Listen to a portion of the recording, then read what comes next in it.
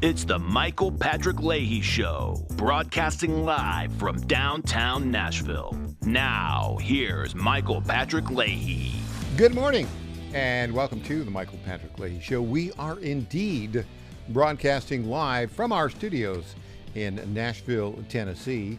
It is Wednesday, January 7th, 2026. It's time for the Morning Rundown, brought to you every day at this time by our friends at the Glock Store, glockstore.com, located just a few miles from the airport right here in Nashville, Tennessee. So here we go. Here's the Morning Rundown for Wednesday, January 7th, 2026. Number one, this is a breaking story. The U.S. Navy has seized an oil tanker that originated in Venezuela in the North Atlantic. They've been chasing it for a couple days. This oil tanker tried to change its flag to Russian, like they painted a new flag on it in a day or so. Didn't work. There were apparently some Russian ships in the neighborhood. But guess what? It's part of the Western Hemisphere, and under the new Donroe Doctrine, don't mess with the United States' interests in the Western Hemisphere. Number two, Zoran Mamdani. This is just a too delicious story. His new tenant director. Remember, you got that video of her talking about the need to expropriate private property, particularly from white people, right? She's some 34-year-old knucklehead who went to Bryn Mawr and New York University. It was a tenant organizer. She wants to end private property for you, but not for her mother. Her mother is a professor at Vanderbilt University, according to the New York Post, and she owns a $1.6 million house here in Nashville. That's the report. Now, we haven't confirmed it, but the New York Post, pretty good on that. Number three, the wacko governor in the fraud-heavy state of Minnesota, the Democrat VP nominee, Tim Walz, says he won't resign in an absolute wacko rant where he also called, in essence, for the resignation of the U.S. attorney there, who's been around for, wait for it, 16 years. And not going to go so well for jazz hands Tim Walz. Number four, the Minnesota Republican state legislatures are testifying in Congress today about the burgeoning fraud. And boy, is there a lot of fraud going on there. It's going to be trouble for all the Democrats in Minnesota. Doesn't it look like the Democrat Party is just a fraud machine? I think so. Pretty much everywhere. And it's highlighted in Minnesota, but it is elsewhere. Number five, in Portland, Maine, the chairman of the public schools has said, we are going to train all of our teachers how to resist ICE and resist DHS agents. Really?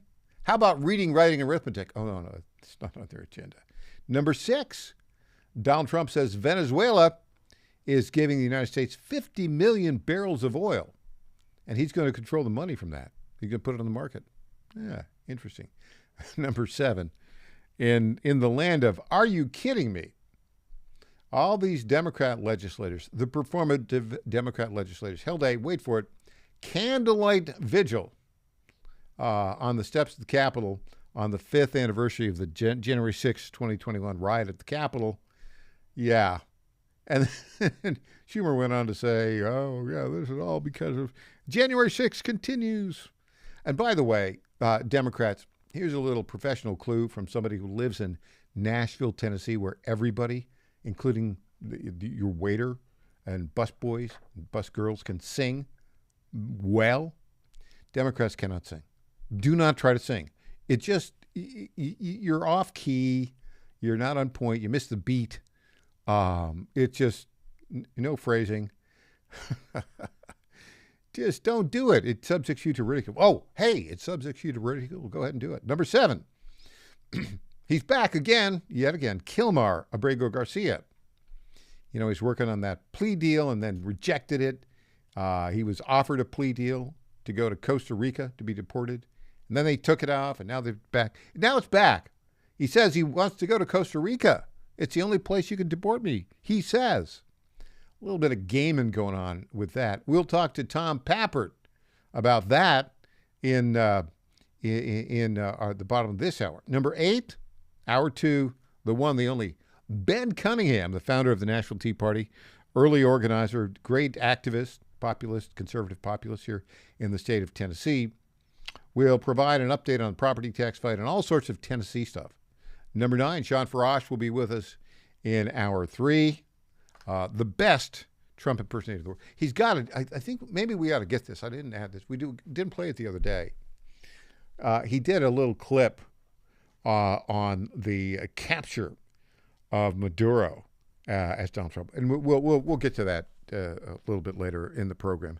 Maybe we'll do that in hour 2 before Sean comes here, because it was really great.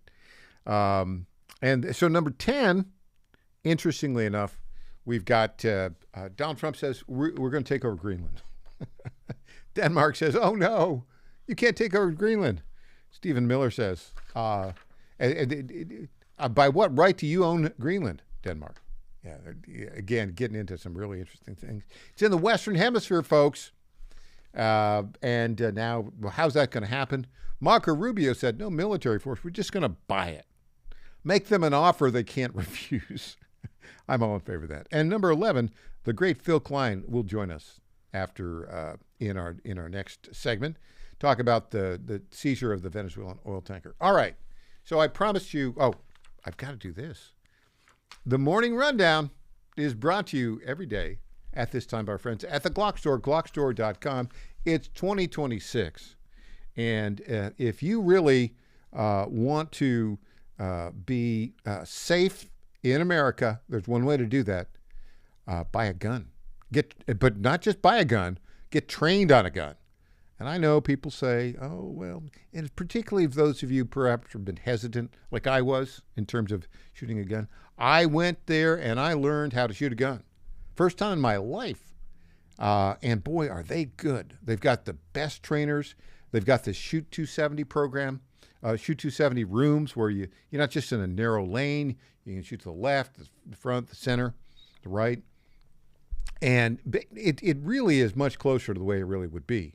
I highly recommend Glock Store, glockstore.com, for all of your Glock needs. And also, they've got these factory rebuilt Glocks where you can buy them, at a lower price, but they're still Glocks and they're still good. Really, really great. Glockstore.com, glockstore.com, located just a few miles from the airport, right here in Nashville, Tennessee. All right, let's go to Tim Walz says, I will not resign, which means I'm afraid I'm going to have to resign. Here we go. Let's play this.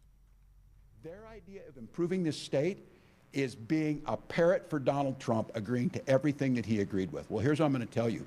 It ain't happening. I'm not going anywhere. And you can make all your requests for me to resign over my dead body. Will that happen? I will fight this thing till the very end to make this state better. And the question that I think they need to decide is when did the guy in the White House resign? When does he take accountability for what he did? Because it isn't going to happen here in terms of us shying away from making this. So it's going to happen there. Why? Well, because the U.S. attorney there, who's been with the assistant U.S. attorney, I think is the guy's name, Josh Thompson, who's prosecuting, like $120 million of fraud, and it's going to go on to more. That guy, Tim Walz is afraid of that guy, and he wants to get rid of that guy. Let's play this clip right now. This without having to spend any time worrying about the politics of this. I'm going to fight it, making sure that Minnesotans are cared for. I'm going to fight it by doing the respect that we should have for rule of law. So I just think all of you see this. It is just going to be relentless. Why 2,000 folks? What are they coming? Do they want to coordinate with us? You saw a U.S. attorney stand up, which would have been let go by any other administration, speculating about things with no factual information. That's defamation. Okay. The U.S. attorney, Tim, Mr. Jazz Hands, he's not speculating. He's preparing to indict you. Oh, the Gray Bar Hotel. Looks like it's in the future of Tim Walz. Hey, we'll be back with Phil Klein after this. I'm Michael Patrick Leahy.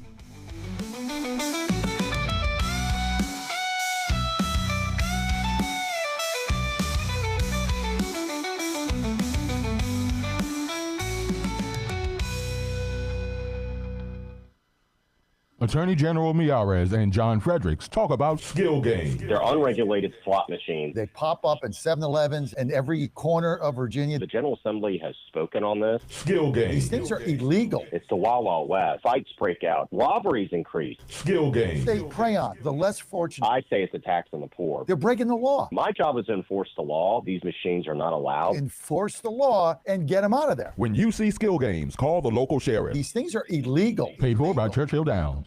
The math is simple. Every dollar we waste on unnecessary federal supervision is a dollar we can't use to fight violent crime. The Safer Supervision Act cuts bureaucratic waste and frees up law enforcement resources to protect families from serious threats. Law enforcement officers across the country and Republicans in Congress agree this is a smarter way to improve public safety. Stop the waste, protect our communities, fix federal supervision. Visit safersupervision.com to help. Paid for by the Reform Action Fund.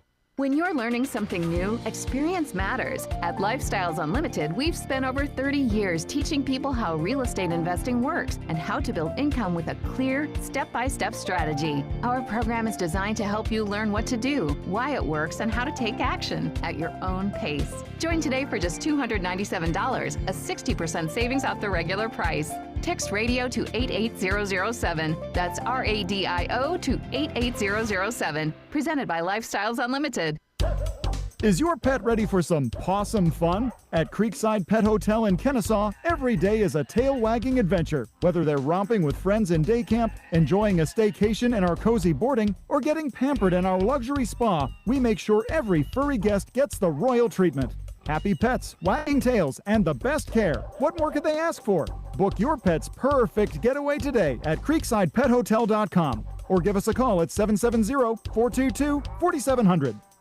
My Patriot Supply, America's most trusted survival food company, wishes you and yours a very Merry Christmas. As our gift to you, we've got an amazing deal on survival food kits. Buy one, gift two. That's right, for a limited time, when you grab our best-selling 4-week emergency food kit, we'll include 2 one-week kits free to hand out as gifts. That's 4 weeks of emergency food for you, and 2 ready-to-give gifts for anyone on your list who's into preparedness, or anyone who needs a nudge in that direction.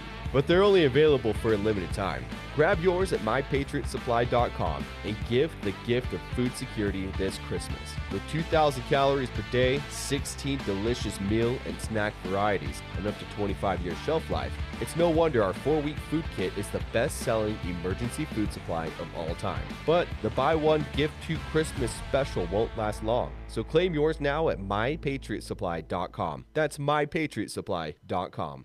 I'm Lenny McGill, founder and CEO of Glockstore.com. For over 30 years, I've supported the Second Amendment rights of free men and women to protect themselves and their families with firearms. We offer the very best in both selection and prices on Glock handguns, custom Glocks, Glock magazines, and high-performance shooting accessories at Glockstore.com. We also have the finest retail showroom and our Shoot 270 shoot rooms right here in Nashville, Tennessee. Come visit us at Glockstore.com, and you'll be glad you did. This is State Senator Mark Pouty. Government is limited to what it is supposed to do. One of the things that is critical that we're supposed to be working on is transportation. Here in Middle Tennessee, our roads need more help. As your state senator, we are focused on getting more money reoccurring without a new tax increase for our roads here in Tennessee. This is State Senator Mark Pouty. Paid for by Campaign for Mark Pouty, Christina Hibden, Treasurer. Welcome back to the Michael Patrick Leahy Show.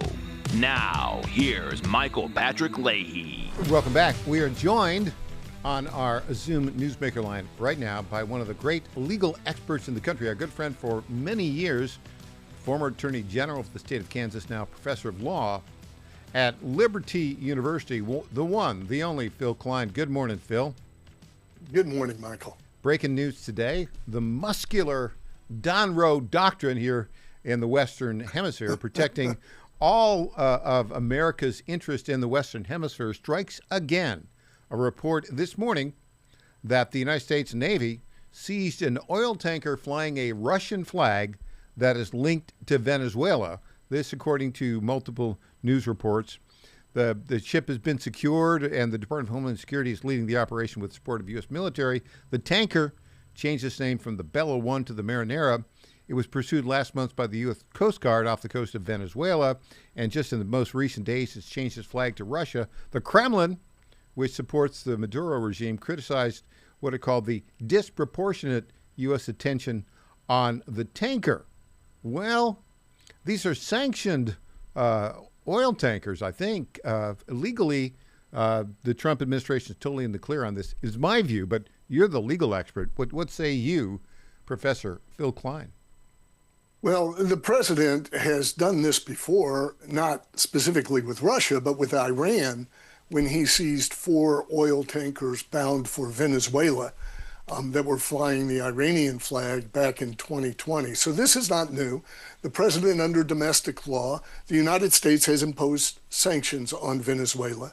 Under IEPA, which is the International Emergency Powers Act, and under international law, the United Nations Law of the Seas, under the Convention of the Law of the Seas, which the U.S. has not signed, but generally follows, the ability is present to board a tanker flying a false flag. And this particular tanker was flying a false flag.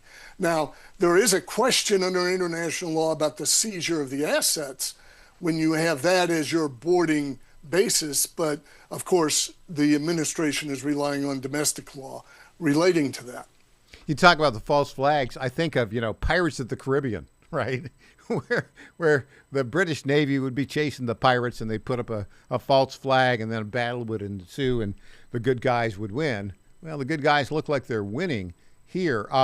Where does this go? Let's go back in terms of the actual capture and removal of the indicted Nicolas Maduro from Venezuela. Was that a law enforcement action or was it a military action?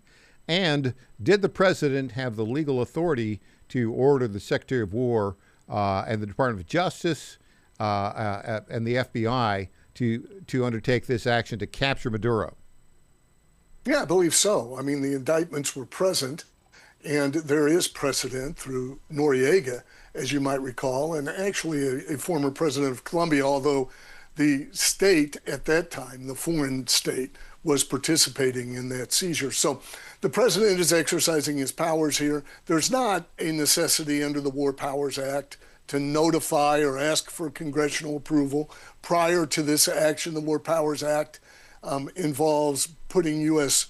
Troops on foreign soil, and it additionally has a time frame in which the president can act or must notify Congress. So this is clearly within his authority. You can debate the policy of it all you want, but it's not a threat to the Constitution, nor is it illegal. Yeah, although the Democrats seem to be arguing that, they can't do this without an act of Congress, and they're all wet legally, I think. Your thoughts on that? Well, I believe so. Yeah. I believe so.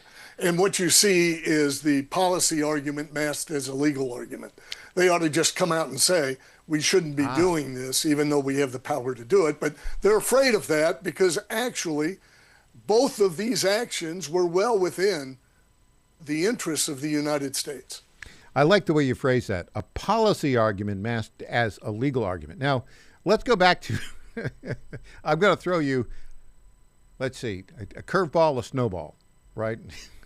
This is back to the Dunroe Doctrine. And I see the president is moving fast to ensure American interests are advanced by every country in the Western Hemisphere. When we saw Venezuela, it's now in some level of transition. How that'll all play out, we won't know. Ultimately, my guess is in Venezuela, there will be within a year or so new elections. That'd be my guess. But Colombia is on notice. Cuba is on notice.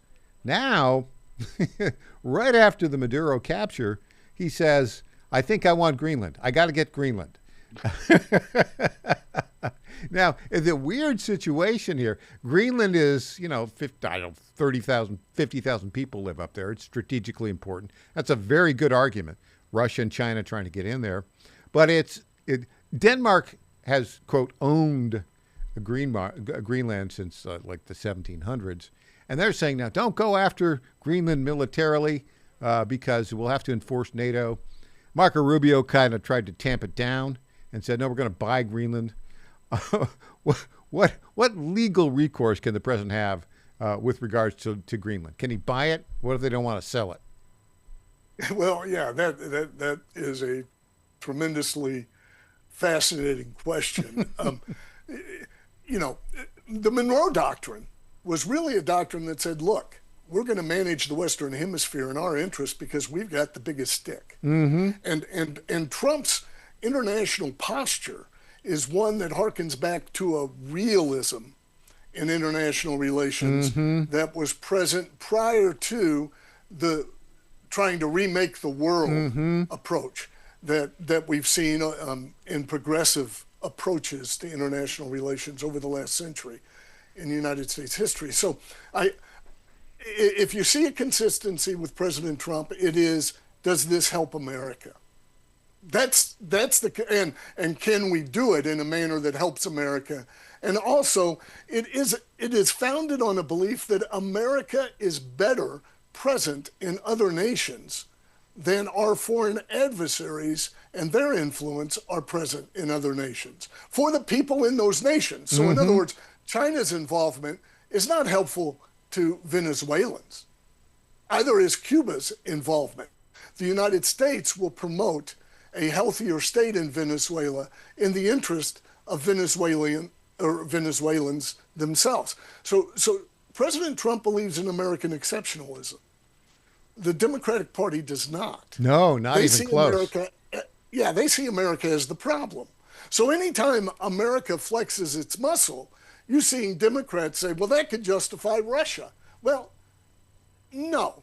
Only in a partially blind world could you believe that American engagement to build and support a free society in a foreign nation, even if our involvement also involves our own interests, is better than Russian oppression or Chinese oppression. So the Democrats set that off the table. American exceptionalism can't be spoken about. There can't be any basis for American action because we're on equal moral ground to the Chinese and the Russians. And that's just simply not true. Yeah, not true. It's not true. Not true at all. Go ahead. That's what Trump sees through. Yeah, I think you're exactly right. I'm looking at this, and I'm looking at the team of Hegseth at Secretary of War, Rubio, Secretary of State, VP Vance, and then now Stephen Miller is involved in these operations. I see a very sharp team, and I think a highly effective military. I think this could move very, very quickly. I think we've got a realistic possibility of changing not just the Venezuelans' attitudes towards America, but also Cuba, Colombia, and Greenland. Your thoughts on that? Well, the United States has a much stronger posture internationally than it was just a year ago under the Biden administration. So we have exercised muscle in a very strategic and effective manner on the international scene that has broadened the influence of American principles. So yes, it could happen very swiftly. We don't know what's being planned right now. Who knows? Yeah. What's that? I'm telling you, Trump is thinking, he's talking to all these guys, how do we do this? And he's not a guy who messes around. Once he decides it, can we do it? He executes. So my guess, Phil, is very soon we'll be talking to you about, what has the United States done with Cuba, Colombia, more on Venezuela and Greenland? It's all going to happen. Canada. Or Canada. 51st state. Oh, Canada. That's a very good addition. I think you're quite right. We'll wait and see. If it's only one state, I don't want to give them more senators than two. Good point. Phil Klein, so much to talk about. Such a great analysis. It's a real pleasure to have you here today. Thanks so much, Phil. Appreciate you. Up next, the one, the only, Tom Pappert.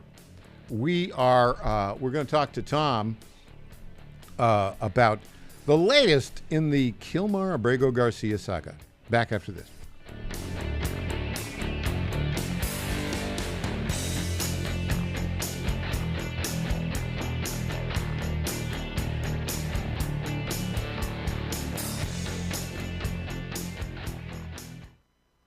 Now more than ever, it's imperative to support companies that share our conservative values. That's why I can't be more excited to tell you that I've switched my family to Patriot Mobile. Patriot Mobile is America's only Christian conservative wireless provider. When you switch to Patriot Mobile, you shift your support away from the leftist, woke, progressive agendas of Big Mobile. Patriot Mobile's wireless service works perfectly and seamlessly as you go about your lives with exceptional nationwide coverage that uses the same towers the main carriers use. Patriot Mobile donates a portion of every dollar earned to causes you care about, to organizations that fight for religious freedom, First and Second Amendments, sanctity of life, and the needs of veterans and first responders. Patriot Mobile has plans to fit any budget, along with great discounts for our veterans and first responder heroes, as well as multi-line users. Switching is easy. Just go to patriotmobile.com/Godzilla or call their U.S.-based customer service team, 972-PATRIOT. That's 972-728-7468. Use offer code Godzilla for free activation. Did you ever stop and think, why do the wealthy pay less taxes than we do? One reason, they take full advantage of the IRS tax code. Today's tax code is over 2 million pages. Who can read that? Remember the 2016 debate with Hillary Clinton? When asked why he doesn't pay more taxes, President Trump had the perfect answer. He said, if you don't like the current tax code, change it. I follow the very laws that you wrote. That's where Julio Gonzalez and his company, Tax Engineered Services, comes in. Julio's team looks at your taxes after they're done, but before you file them with the IRS. He doesn't get between you and your accountant. He reviews your taxes, makes his recommendations, and only gets 5 to 10% of what he saved you. No money up front, no cost. It's tax literacy for MAGA. He also sees what grants you may qualify for. For more information, text ETS to the number 26786. That's ETS to 26786. Text now. What if you had a plan to build income outside your job? At Lifestyles Unlimited, you'll learn how people are investing in real estate to grow their income and make smarter financial choices one property at a time. Right now, join us for just $297. That's a savings of $443 off our real estate education program. Text RADIO to 88007. That's RADIO to 88007. Presented by Lifestyles Unlimited. Is your pet ready for some possum fun? At Creekside Pet Hotel in Kennesaw, every day is a tail-wagging adventure. Whether they're romping with friends in day camp, enjoying a staycation in our cozy boarding, or getting pampered in our luxury spa, we make sure every furry guest gets the royal treatment. Happy pets, wagging tails, and the best care. What more could they ask for? Book your pet's perfect getaway today at CreeksidePetHotel.com or give us a call at 770-422-4700. My fellow Americans, I have to tell you about my good friends at D.T. McCall & Sons. They have furniture and appliances and a lot more. They've been family-owned in Middle Tennessee for over 100 years, and they're not going to rip you off. No hidden charges, no delivery charges, no charges for all of the crazy things. These are sick people at the lumber yards. These are very sick people. They charge you for cords and hoses and haul off. They charge you for all of these things. They call them hidden charges. It's the type of surprise that you don't want to see. It's like an October surprise, but it's worse. D.T. McCall & Sons, they're not going to do that. They're great people. They're going to give you a great deal. With locations in Lebanon, Carthage, Lafayette, Cookeville, and Franklin, D.T. McCall & Sons will give you the deal of your life. Check them out today or go to dtmccalls.com. Impersonator not endorsed by Donald Trump. Welcome back to the Michael Patrick Leahy Show. Now, here's Michael Patrick Leahy. And welcome back to the Michael Patrick Leahy Show. We are delighted to welcome to our Zoom Newsmaker line right now the Dow Prize winner for the very best local journalism in the country in 2025, Tom Pappert, our lead political reporter at the Tennessee Star and the Star News Network. Of course, Tom, you won that prize along with yours truly and our executive editor, Christina Botteri. You won it for your reporting on Kilmar Abrego Garcia. Again, a reminder, who broke the story that in November of 2022, Kilmar Abrego Garcia was stopped by Tennessee Highway Patrol here in Tennessee, driving a van in which there were 9 illegal aliens, we don't know for sure they were all illegals, but they couldn't speak English. They had no luggage. The van was owned by his boss, a convicted, who is a convicted human smuggler, and he was driving without a valid license, and he was speeding, swerving, allegedly. You broke that story, and the key element of this is the Biden-era FBI in November of 2022 told the Tennessee Highway Patrol to release the guy. Now, that wouldn't have happened to you. That wouldn't happen to me. If we had received our due process, and that had, that'd been us, our due process would have been right to the county Hooskow that night. Didn't happen with him. But now the long saga continues. What is the latest, Tom Pappert? Well, once again, we are in the will he or won't he be deported. Abrego Garcia remains free. He was released by an Obama-appointed judge from ICE custody on December 11th, so last month. But now the Department of Justice and DHS have argued that because his case is ongoing, he just had his final deportation order signed a month ago, that he can once again be detained because now he has an appeal process. He's yet to file this appeal. If his previous filings are any indication, he will file it about 30 minutes prior to the deadline. But opposing his return to ICE custody, his lawyers wrote a lengthy filing earlier this week, and within this filing, they once again returned to the subject of Costa Rica, where Abrego Garcia was negotiating a plea deal that would have seen him deported there. And ever since, he said, I want to go to Costa Rica, but I'm afraid I'm going to be tortured there. It's been this very contradictory position, but now, yet again, his lawyers have pointed to the diplomatic assurances obtained by Marco Rubio from Costa Rica and said that that makes Costa Rica the only valid destination to deport Kilmar.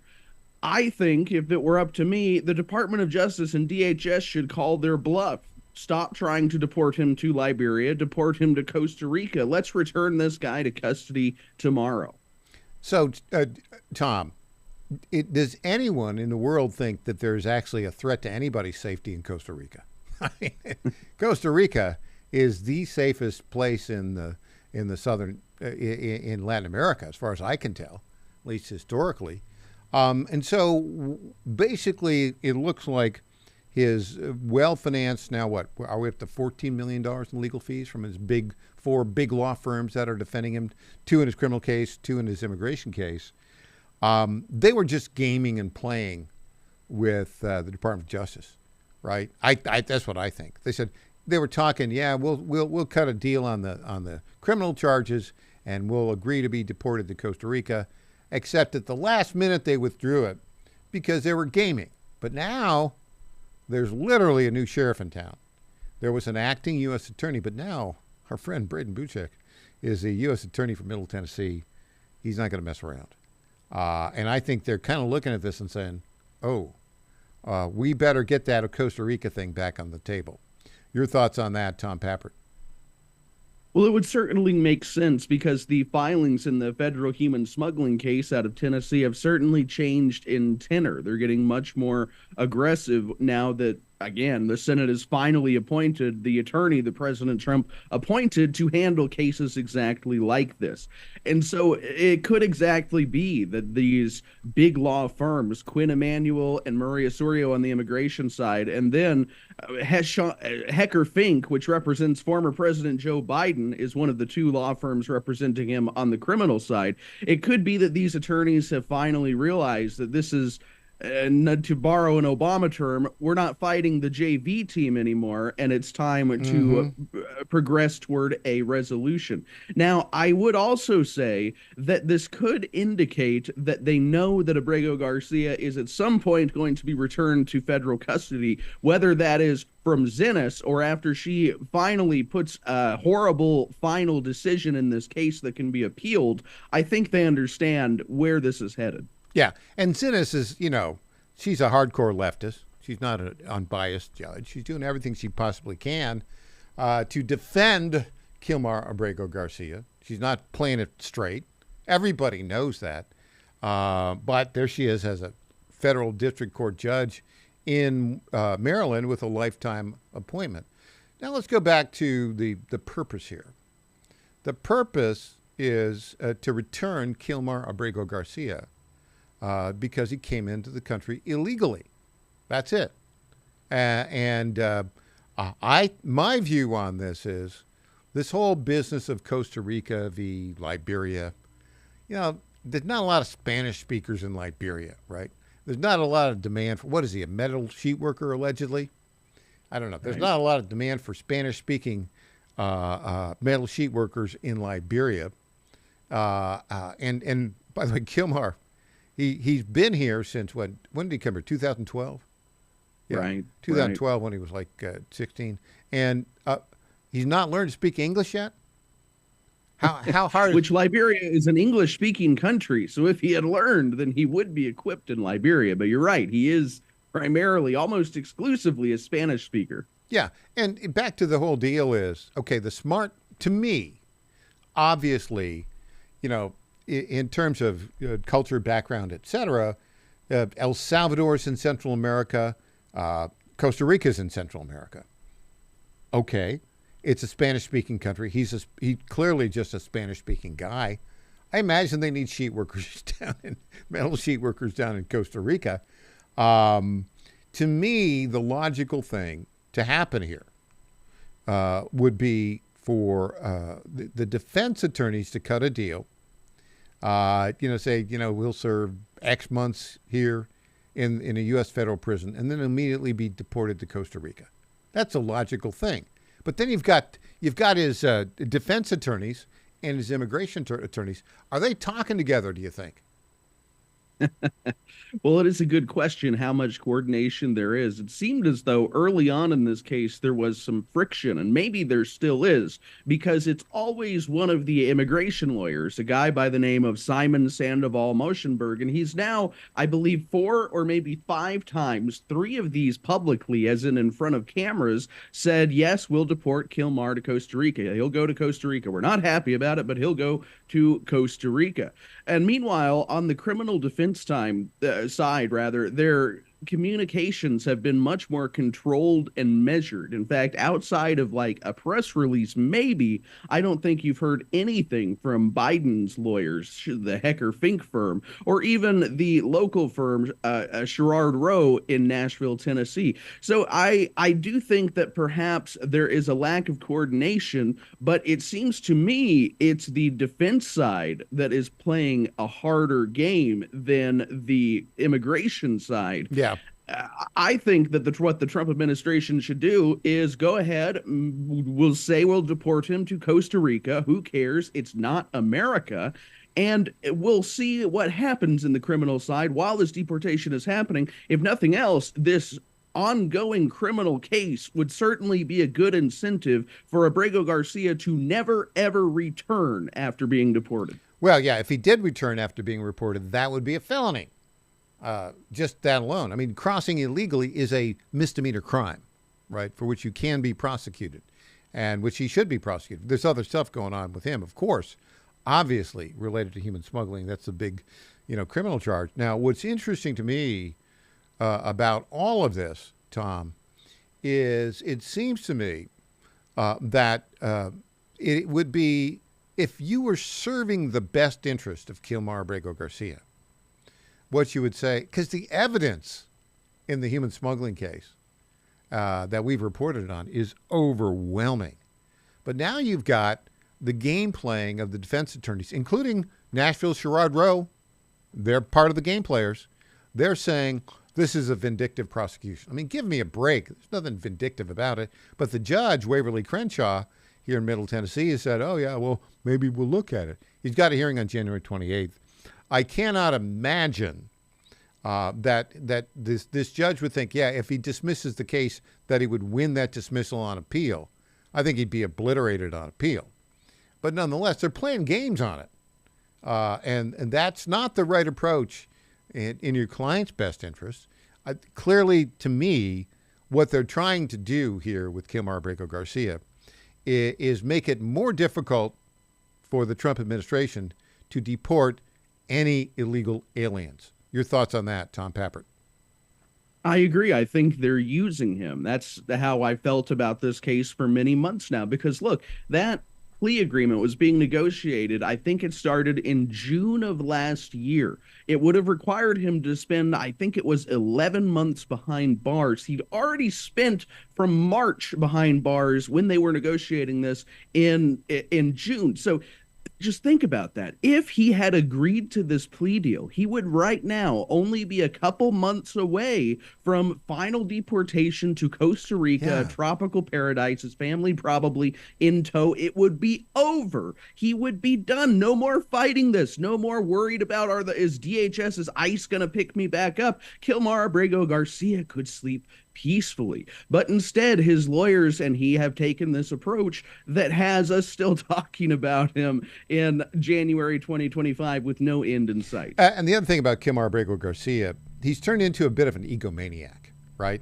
Because of all this national attention. He does this TikTok video, lip syncing to this Spanish song and acting like a superstar. That's not good. That's not good at all. Your final thoughts on Kilmar Abrego Garcia? No one must wonder what a jury is going to think if they happen upon that video and see that it's translated and see that Kilmar was viewing himself as like a biblical Moses receiving instruction and aid directly from God. It was a bizarre video. Yeah, I think he's got the instructions from the wrong side of the universe, it seems to me. Tom, let's get back to Tennessee when we get back. We've got some breaking stories here. Back with the great Tom Pappert.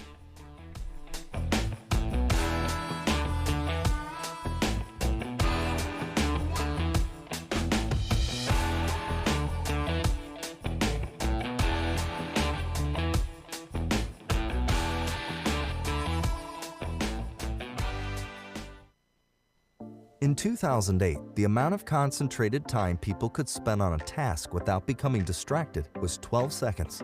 5 years later, it was only 8 seconds, 1 second less than a goldfish. If you're often distracted or have trouble recalling information, you're likely to fall behind in the demanding, fast-paced 21st century. In other words, brain performance is more critical now than ever. Boost your brain power with Healthy Cells Focus Plus Recall. Science-backed nootropics to help you sharpen focus, concentrate longer, enhance recall, improve mental speed, learn rapidly, and be more alert. It's a pill-free brain supplement made with maximum absorption ingestible gel technology, designed to feed your brain at the cellular level. Take it for a test drive.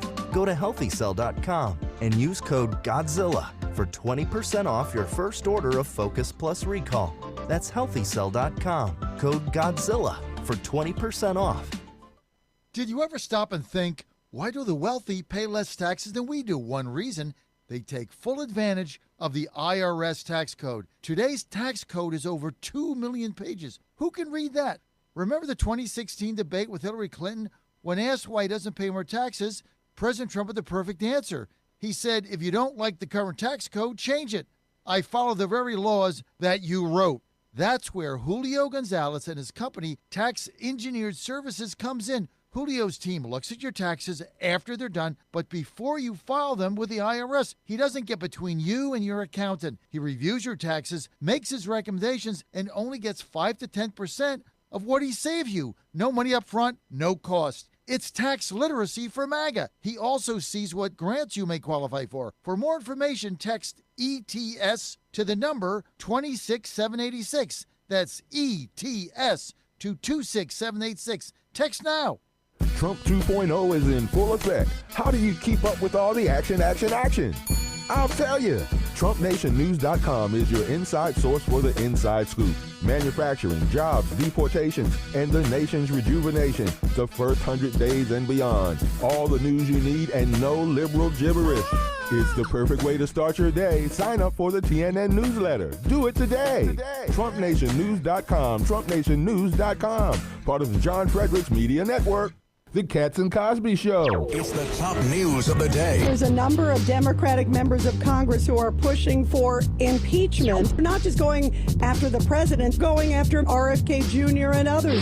It's a common sense recap of the big stories. Judge Weinberg. Listen, it's the most important midterm in our lifetime. Cats and Cosby, weekdays 5 Eastern, 4 Central on the stations of the John Frederick Media Network. This is a big deal. Hey there, it's Lenny McGill, founder and CEO of GlockStore.com. For over 30 years, I've supported our Second Amendment rights with GlockStore.com, the world's #1 source for Glock handguns, parts, and accessories. I also support accurate, unbiased journalism like The Michael Patrick Leahy Show. His team broke the Kilmar Abrego Garcia traffic stop and was the first to obtain that video. Independent journalism at its finest. Visit us at GlockStore.com, listen to Michael Patrick Leahy, and make America great again. This is State Senator Mark Pody. Government is limited to what it is supposed to do. One of the things that is critical that we're supposed to be working on is transportation. Here in Middle Tennessee, our roads need more help. As your state senator, we are focused on getting more money reoccurring without a new tax increase for our roads here in Tennessee. This is State Senator Mark Pody. Paid for by Campaign for Mark Pody, Christina Hibden, Treasurer. Welcome back to the Michael Patrick Leahy Show. Now, here's Michael Patrick Leahy. Welcome back to the Michael Patrick Leahy Show. A bunch of Tennessee stories we want to cover here with our lead political reporter, Tom Pappert. Tom, so yesterday had a really good report about the comptroller of the state of Tennessee who said, look, the school choice program is working great. The scholarships are working great, but got a little problem with the management software companies. That, by the way, I have to tell you, is we've heard an awful lot of people here in education say, wow, I didn't know that. Where are we on that process for 2026? The Chinese connection, the Chinese investors in the company called Class Wallet. That's one of the vendors. The Student First got kind of bad reviews from the comptroller. When are we going to hear which is a vendor selected for that education savings account program? Well, Michael, the next update, I believe, will occur on Monday. We're going to find out who has bid for the new contract that will go from 2026 until 2031. At least that's what the request for proposals covered in terms of a time frame. And I fully expect we'll see all of the nation's major contractors in this field place bids. So I would not be surprised if we see Class Wallet, which received the early funding from a Chinese venture capital firm run by an AI guru who's banking on China winning the AI race. That would be a very interesting bid to see. We'll also likely see another bid from Student First Technologies, the group currently being used that has faced some criticism from the comptroller, I would say, for data collection and ease of use. And there's also, I think, another 2 or 3 companies that bid in 2023. I fully expect we'll see probably all 5 and maybe even a handful more as school choice has just grown across the country, not just in Tennessee. That's an important choice because clearly the legislature wants to expand from 20,000 to 40,000. That's a good thing to have competition in education. But you got to make sure that you got the management software right. So we're going to watch that, and you'll have a report for us next week on who's bid on that. Okay, so a little Tennessee media here. So News Channel 5, which is owned by Scripps Media, the obnoxious and self-important Phil Williams, it reports there, the investigative reporter, who's always searching for the truth, somehow missed the truth about this claim by one of his colleagues at News Channel 5, Bree Smith, that she'd been subjected for 9 years to sexual harassment there. Tell us more about that story.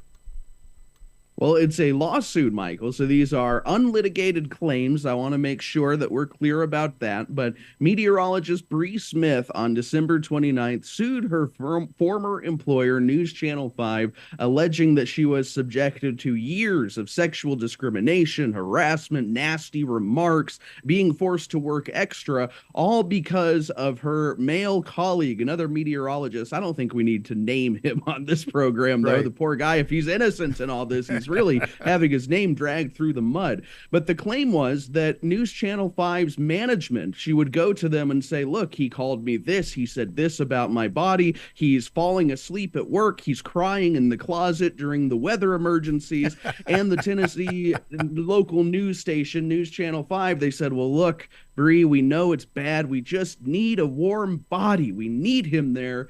This went on allegedly for years until she was renegotiating her contract just last month, and she decided enough is enough. She quit, she sued, and now, just this week, she has joined WSMV4. We should note, News Channel 5 did put out a statement on January 2nd, so a few days after the lawsuit dropped.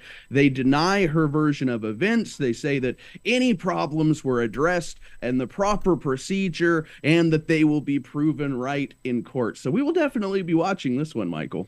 Well, during this entire period of time, I think Phil Williams, that, intrepid investigative reporter who won the leftist Peabody Award, didn't win the Dow Prize that you won, that we won, which is where real journalists get their recognition. He worked there all the time. Did he miss all this? Did he miss it?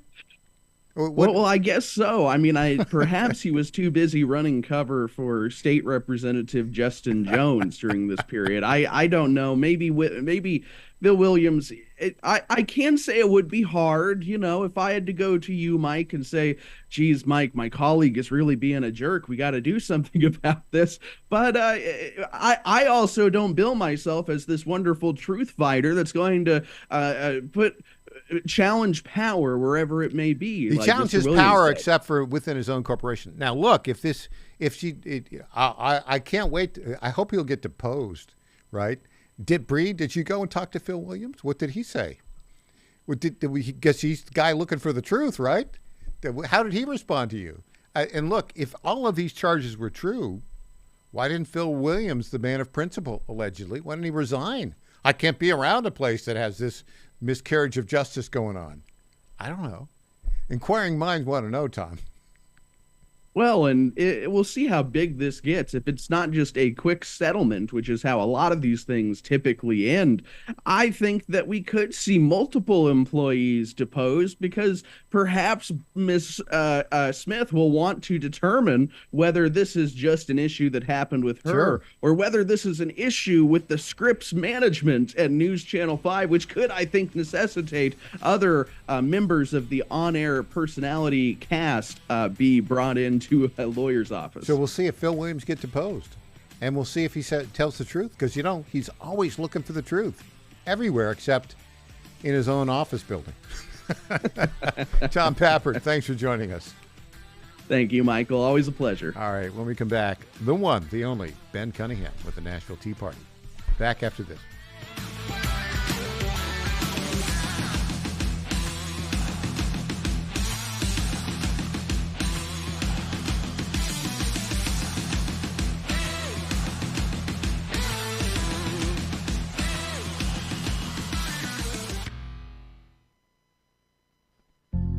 Ponder this. Do you ever pray to God for something you really want or need? Do you ever feel like your prayers were never heard or answered? Maybe you are praying for your favorite team to win a championship game, only to come up short and settle for runner-up. Perhaps you prayed for a promotion that you were passed over, and there's always the lottery ticket purchase.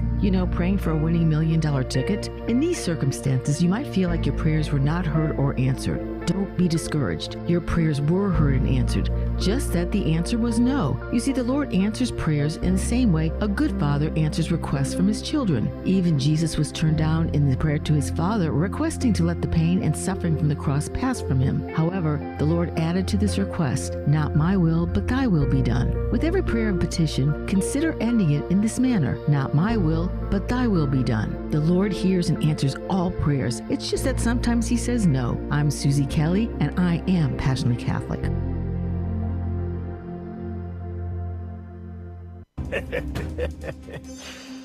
Get in. We're stealing homes. We're not like those other home criminals that steal your stuff. We steal your hard-earned home equity. We find your property online from the public record. Got it. Create a deed transfer that makes us the homeowners. Got it. Then borrow tons of cash against your equity, and you won't know till the foreclosure notice hits months later. Just go to HometitleLock.com/Godzilla. protect yourself. John Fredericks loves his radio and TV audience, but did you know how to follow the Godzilla of Truth wherever you go? Download the John Fredericks Radio Show app to listen live nationwide. For the daily chit-chat, Trucking the Truth, download the Getter app and join the morning fun on Getter Live from 6 to 10 a.m. Follow John Fredericks on Getter, Truth Social, or Twitter at JF Radio. WJFN W224EB 92.7 FM Chester, W299DB 107.7 Bonaire, 100.5 FM Goochland, and WJFB. Breaking news this hour from Town Hall. I'm Rich Thomason. It has been a very busy day indeed for American forces on the high seas. The U.S. now says it has seized 2 sanctioned oil tankers with links to Venezuela. The seizures came in back-to-back actions in the North Atlantic and the Caribbean. President Trump says the U.S. will be getting a big shipment of Venezuelan crude, 30 million to 50 million barrels. Mr. Trump says will benefit the people of Venezuela and the United States. Denmark and Greenland want to meet with Secretary of State Rubio as President Trump continues talking about taking control of strategically important Greenland. Press Secretary Caroline Leavitt said the president and his team are discussing a range of options and that utilizing the U.S. military is always an option. In a statement, she said Donald Trump has made it well known that acquiring Greenland is a national security priority of the United States. Overseas, European leaders have announced their opposition to any U.S. takeover, saying Greenland belongs to its people. Greg Clugston, Washington. Payroll processor ADP says America's employers added 41,000 jobs last month. Vice President Vance says President Trump's trade deals will boost the U.S. economy as more money from abroad flows in. You've got trillions and trillions of dollars of investment that are coming into the United States, building factories, reinvesting in the American worker. And when the American people, I think, really see the fruits of all those new factories coming online, they're going to realize that we were sold a lie in this country for 40 years. And the lie was that America needed to rely on other people to make our stuff. The vice president during an appearance on the Salem Radio Network's Scott Jennings show. On Wall Street, a mixed picture at the moment. The Dow is down 170 points, while the NASDAQ is trading 60 points higher. More on these stories at townhall.com. Wesley Financial Group is not a law firm. I'm Chuck McDowell, founder of Wesley Financial Group. Did you buy a timeshare because they told you it was a great investment? That's a lie. Most timeshares can be bought online for $1. To find out what your timeshare is worth and to cancel it, call us today and we'll send you our timeshare exit kit free with all your options for cancellation. Call Wesley for your free exit info guide. 800-893-2288. That's 800-893-2288. Hey, I'm Mike Slater. My dad passed away at the age of 63. It's out of nowhere. Had a stroke. Super hard, obviously, for the whole family, but my dad had life insurance.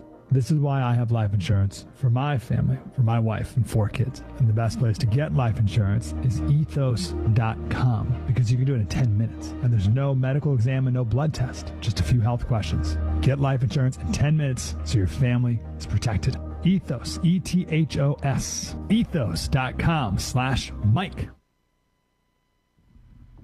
Iranian state media reports the execution of a man convicted of spying for Israel. The official IRNA news agency has identified the executed man as Ali Adestani, saying he relayed sensitive information to Mossad officers in return for financial rewards in the form of cryptocurrencies. The agency adds the man confessed to the spying charges and that he'd hoped to receive a $1 million reward as well as a British visa. It called Adestani a special operative of Israel and said he gave images and footage of special places to Mossad agents. Human rights organizations and Western governments have condemned Iran's increasing use of capital punishment, particularly for political and espionage-related offences. I'm Charles de Ledesma. A council that's fighting Yemen's Houthi rebels has expelled the leader of a separatist movement and charged him with treason. News and analysis, townhall.com. For 14 NFL teams, the road to Santa Clara, California begins this weekend. This year's NFL playoffs could represent a shift to a new generation of winning players. The top 2 seeds in both the AFC and NFC are led by young or unheralded quarterbacks, including Denver's Bo Nix, New England's Drake May, Seattle's Sam Darnold, and Chicago's Caleb Williams. All while perennial MVP candidates like Patrick Mahomes and Lamar Jackson are sitting at home. Veteran QBs like Josh Allen, Aaron Rodgers, Jalen Hurts, and Matthew Stafford are back in the postseason, vying for a spot in Super Bowl 60 on February 8th. I'm Geffen Coolbaugh. Nick Reiner goes to court today for arraignment. The 32-year-old who entered a plea to 2 charges of first-degree murder in the especially brutal killing of his father, actor-director Rob Reiner, and his mother, photographer and producer Michelle Singer Reiner. More on these stories, townhall.com. It's the Michael Patrick Leahy Show, broadcasting live from downtown Nashville. Now, here's Michael Patrick Leahy. Welcome back to the Michael Patrick Leahy Show. In studio, the one, the only founder of the Nashville Tea Party, one of the leaders of the effort to stop income tax in the state of Tennessee way back in 2000, a quarter century ago. Wow. Wow. Whose impact on the state has been dramatic because of that. I mean, Ben Cunningham, Marsha Blackburn, Diane Black, May Beavers, Phil Valentine, Steve Gill. These were all the people that stopped the income tax by one single vote. Mm-hmm. It was close. One single vote. And could have completely changed the direction of this state. That's right. And you were right there. And U-Haul now tells us that we're number 5 on inbound moves. The only reason we're number 5 is because we're smaller than Florida. Yeah. We really, per capita, on a proportional ratio, we're number 1. Yeah. It is the greatest state in the union. And you helped save it, Ben, more than a quarter century ago. Well, it was a fun thing, just a great exercise in freedom. And we kept going down there over a 2-year period, raising hell, having our voices heard, and we came within 1 vote in the legislature of being defeated. Yeah. But we held strong, and Tennessee now not only has no income tax, they have no tax on dividends and interest. That's not constitutionally eliminated, and hopefully someday that will be. We're about to eliminate the statewide property tax. Mm-hmm. Movement this legislative session to move to reduce the grocery tax. Mm-hmm. As Milton Friedman says, I'm in favor of reducing taxes anywhere, anytime, for any reason, because taxes are the lifeblood of big government, and big government is by its very nature corrupt and fraudulent, and we are learning to what extent that is true. It's the revelations that we've seen over the last Nick Shirley, God bless him, 23 years old, shows the power of the citizen journalist. Right time, right place. Absolutely. And it shows how feckless in so many cases the establishment news media is. They just are absolutely narrative over news, always. Yeah. And it's I was watching a newscast last night, and they were intent on calling this woman who is pretending to be a man, and it's like you're in another universe. It's insanity. It's insanity. It's total insanity. It's institutionalized insanity, and it's crazy. So let's talk about this. Here's my assertion: the Democrat Party is a party of fraud. Yeah, that's all they are. Yeah, they're interested in getting government money mm-hmm. And using it for purposes it's not intended to. The NGOs, they are the masters of the NGO laundering money through the NGOs. They've been laundering money for years and years and years through labor unions, through the teachers unions, mm-hmm. through the government employee unions. That really has been probably the biggest source of funding for the Democratic Party over the years. Is we give money to the federal government gives it to the employee unions, and the employee unions, the bosses take some off the top, feed it to the Democrats, and there's just this endless circle of we don't need that with government union. In my opinion, government unions should be outlawed. We shouldn't have. I agree. We shouldn't have government unions. It is simply a way to launder money back to the Democratic Party, and that in itself is legalized bribery. I would say legalized bribery and fraud. But now we're realizing the extent to which we have just good old-fashioned prosecutable fraud, brazen fraud, yeah. And it's the Somalian fraud, the daycare centers. Anybody that wanted to hold government accountable in any kind of way in Minnesota, Tim Waltz, any of the law enforcement people up there, if they had any inclination, Fry, the soy boy mayor of Minneapolis, what a ridiculous person. Any of them could have held, but they obviously were benefiting from all of this. They were benefiting from the fraud. They were part of the fraud. And absolutely, the Democratic Party is, and we see it now in New York City. We all know what's going to happen in New York City. Mm-hmm. Here's Mondani saying that big government has to, there's no problem that big government can't solve. It's just another way of saying, give us your money and your power, and we'll use it for our benefit. And it's going to create fraud. It's going to create corruption. It's going to create bribery. You see it in every socialist country. Mm-hmm. It always descends into bribery and corruption. There's no way any kind of individual rights can be preserved once government gets that kind of power over your life. And it's just the natural progression. And that's why Venezuela descended into authoritarian government, and Cuba and Nicaragua and all the other tin-pot dictatorships that are in the world today. And thank goodness we have a president that is seeing all of this so clearly, mm-hmm. and establishes what are American interests and what we're going to protect American interest. And we're all just it's like this blast of blinding light every day. These mm-hmm. revelations that are mm-hmm. coming back to us about the role that America should play in the world, promoting individual rights, promoting all these essential foundational rights that we hold so dear, and the threat of people like Zoran Mondani. He basically says we're going to do away with property rights. We're going to do away with limited government. We're going to do away with free markets and private property. All of those things, he basically is saying, no, we're going to destroy all of those things. And he's not being subtle. He's being very, very clear about how he feels about all of these things. And he's got a tenant director, this 34-year-old, who's basically said, we're going to get rid of private property. Crazed zealot, yeah. She is. Did you see the story about her mom?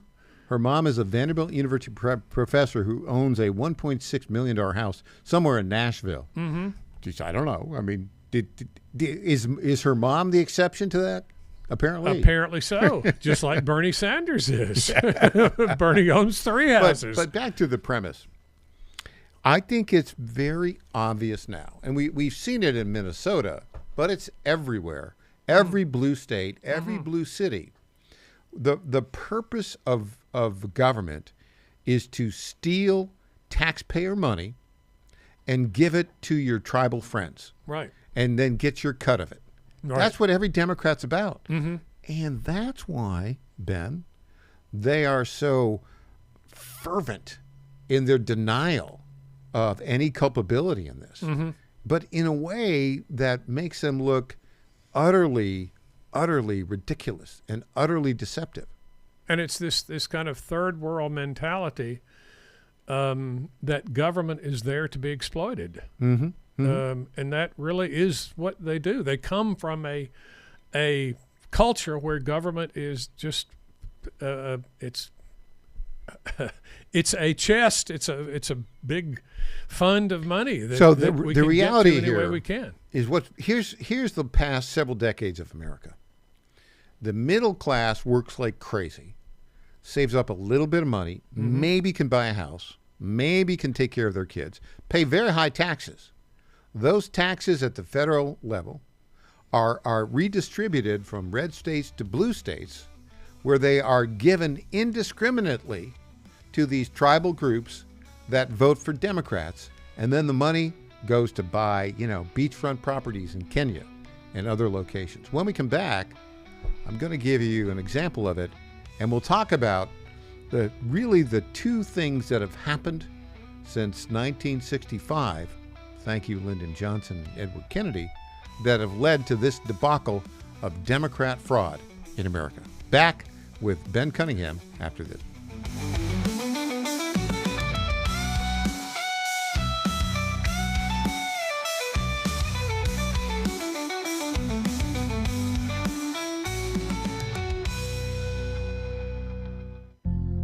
Ponder this. Most of us in America have more than we need to sustain ourselves, like a roof over our heads, food to eat, and clothes to wear, and much more. The one thing we seem to be lacking every day is more time. There is never enough time in our day, or in a night for that matter. That being said, we try to create more time each day by rushing around to perhaps buy a little more time. We rush from one event to another. We double or even triple task to save time. We drive fast cars to get to our fast food restaurants. Our days are full with little time left for family, friends, and God. To better manage your pace, take a minute each morning to get on your knees and let the Lord know that you are giving Him all your time today. Sincerely ask Him to give you clear direction on what He wants you to accomplish each day. The Lord will make sure you have plenty of time for His will to be done without rushing around. Listen to the Lord to manage your time each day. I'm Susie Kelly, and I am Passionately Catholic.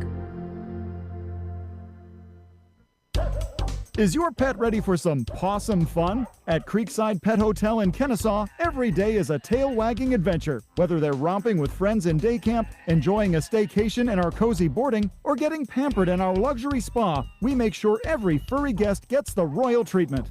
Happy pets, wagging tails, and the best care. What more could they ask for? Book your pet's perfect getaway today at CreeksidePetHotel.com or give us a call at 770-422-4700. The Cats and Cosby Show. It's the top news of the day. There's a number of Democratic members of Congress who are pushing for impeachment, not just going after the president, going after RFK Jr. and others. It's a common sense recap of the big stories. Judge Weinberg. Listen, it's the most important midterm in our lifetime.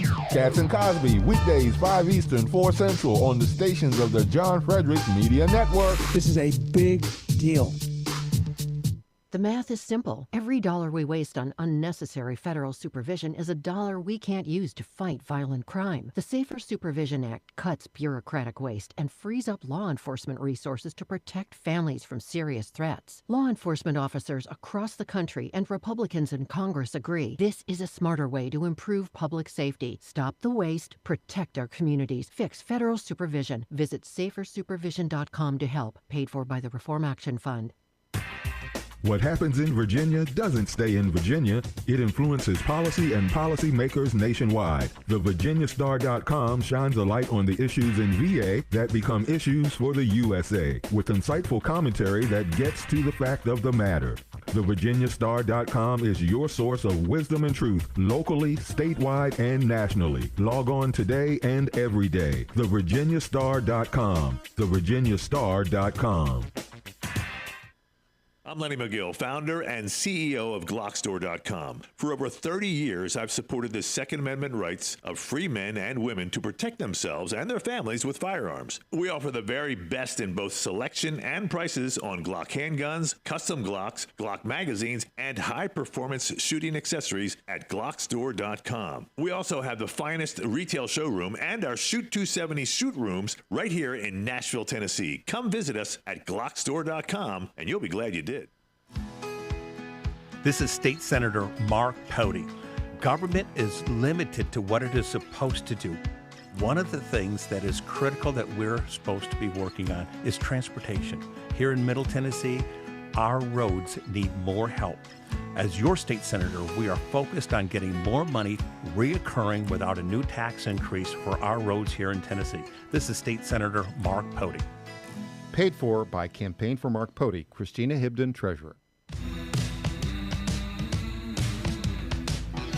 Welcome back to the Michael Patrick Leahy Show. Now, here's Michael Patrick Leahy. Welcome back to the Michael Patrick Leahy Show.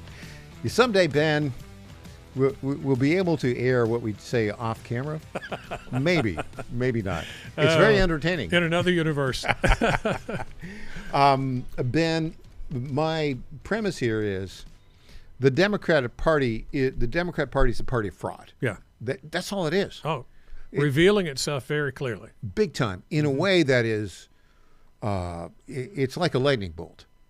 And it was first exposed at this level by this kid, Nick Shirley, who is a great YouTuber, 23 years old. But remember now, he was using the work of that older gentleman who spent like 15 years documenting this stuff. Yeah. Right. But it had been revealed before. Yeah. Nobody took any action on it. But 42 minutes on X and boom, here it is. Now it's suddenly front and center. Alpha News, our friends up in Minnesota, they're our equivalent. They actually took our lead reporter for the Tennessee Star, for the Minnesota Sun, when we had the Minnesota Sun up there. Now it's a bureau. Anthony Gakowski is now their executive editor. He got trained by us. Wow. They're very good. Liz Collins. Liz Collins. Yeah, it's all the Alpha News guys. But they've been reporting on this since 2018. This has been known. But now it's obvious. And now all you have to do is do a basic accounting audit, right? Oh, you got $100 million for child care. Where are the children? Where are they? Where'd the money go? Mm-hmm. It all went, I think you'll find out that it all went. The luring centers. Yeah, the leering centers. It all went to leering. But it's all fraud. And isn't it interesting that the real catalyst here seems to be X? People had known about this for a long time. Right. Thank God Elon Musk spent $44 billion to buy X. All of this stuff, or rather none of this stuff, would really have come to the consciousness of the country. So part of the fraud came from all of these COVID bills, one of which I think was sponsored by Ilhan Omar, right, to provide daycare funds from the federal government and food funds for the federal government. Jill Biden, who was basically the real president of the exercising the power of the presidency during her demented husband's 4-year tenure. I think demented is the right way to describe him. Yeah. I don't think he still knows that he was president. So I got this clip, 2022, before all this broke in a big way. Jill Biden goes to Minnesota, to Minneapolis. She's coming down and she's praising all of the money that's going from Washington, D.C. to Minnesota to do child care. Let's watch this clip. First Lady Jill Biden making a stop in Minnesota today to tout the country's investments in child care. She was joined by Governor Walz and Health and Human Services Secretary Xavier Becerra during a visit this afternoon to the University of Minnesota. Biden highlighted major investments in child care through the American Rescue Plan. Billions of dollars in funding have helped states like Minnesota keep health care and child care providers open and boost pay for child care workers during the pandemic. First Lady says there's still more work to be done, though. The challenges families face didn't just start with COVID-19, and we need fundamental changes if we hope to build back better than before. More than 130,000 child care providers across the country have received federal funding. Last year, the state of Minnesota received more than $500 million to help the child care industry. During her visit, Joe Biden also made a pitch for universal preschool. Oh. Okay, so Ben, they're going, they're touting all this money now that clearly went from the federal government under the American Rescue Plan, the Biden, trademark deal. This all it's looking like it's all fraudulent. It's all starts with the virtue signaling. Yeah. Everybody stands in front of a camera and tells you how great they are. I am more moral than you, and therefore give me all this money so I can fraudulently spend it. And power, because I can use the money and power much better than you are. I'm much more compassionate, a much better person than you are.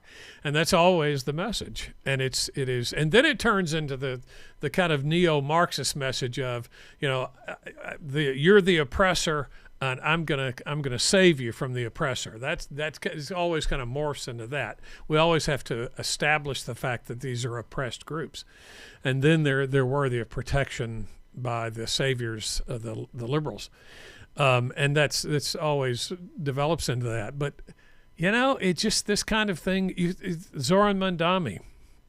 Every press release he gives, every news conference he gives, he frames himself as the grand protector. There's no problem that government there's no problem big enough for government not to be able to tackle.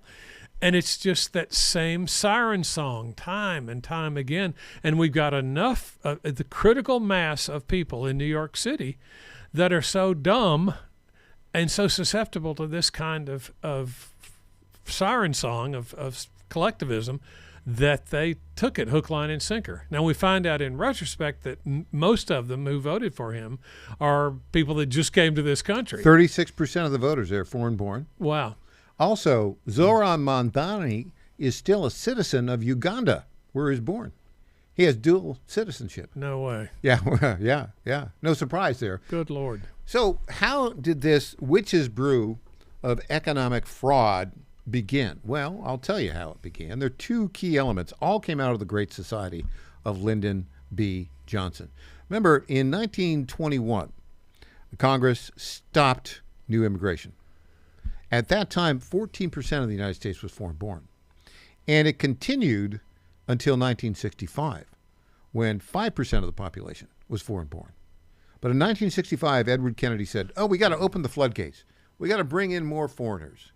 So that was number one. We've gone from 5% foreign-born in 1965 to about 16% right now. But it's a different kind of foreign-born. It's not the people that came in 1900 who were largely from Eastern Europe or Ireland and who wanted to become Americans and assimilate. It's people from third world blank holes who are not part of the Judeo-Christian tradition and who are not assimilating. The other thing that happened in the Great Society in the 1960s is all these welfare programs were set up. Mm-hmm. So what's happened now is, and President Trump put out a social media post about this, what happens now is that all of these foreign-born residents of the United States are basically at the trough getting taxpayer benefits. In Somalia, the Somali community, 77% are getting government benefits. An amazing statistic. They obviously came here with the full expectation of not being that on the they would dole. be independent citizens, not that they would be contributors, but that they would be every one of their needs and wants would be satisfied you by and me. hard-working American taxpayers. Now, you have a document here produced in 1921 that's very relevant. It's amazing. I found this in a used bookstore when I am convinced to go to an antique mall with Miss Helen. I head to the used book place. You use the word convinced. I think you meant forced, but go ahead. And I found this Manual of the United States. It says for information of immigrants and foreigners, and it's published by the National Society Daughters of the American Revolution. 1921. There's so much really great stuff in here. But if you turn to the final page of this document, and it's thick, it has all kinds of information about the Constitution and history of the United States and your expectation, what is expected of you, the immigrant, not of what is expected of the country that you're coming to. What is expected of you? And this is the parting thought of this little booklet. America first. Whatever the shores that your forefathers hailed from, whatever the flags that they fought for afar, whatever the lands that yourselves may have sailed from, today you must cherish the land where you are.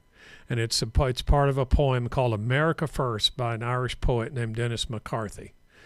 And boom, America First. And Back in 1921. 1921. These were the expectations. And here's some more information about what's expected of you as an immigrant. This is under support of children. It is the duty of every father and mother to support their children.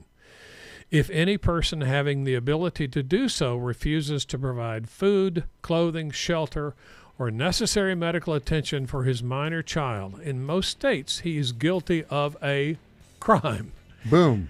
He can be placed in prison or forced to work to support such child. That was 1921 by the Daughters of the American Revolution. Mm-hmm. Now in 2026, the Democrats say, come here and we will give you the hard-earned money of American taxpayers. And you can whine and moan and complain about it, that it's not enough. That's the Democrat Party. Yeah. Wow, what a great find. It's crazy. That is my gift to you today. I will accept this gift.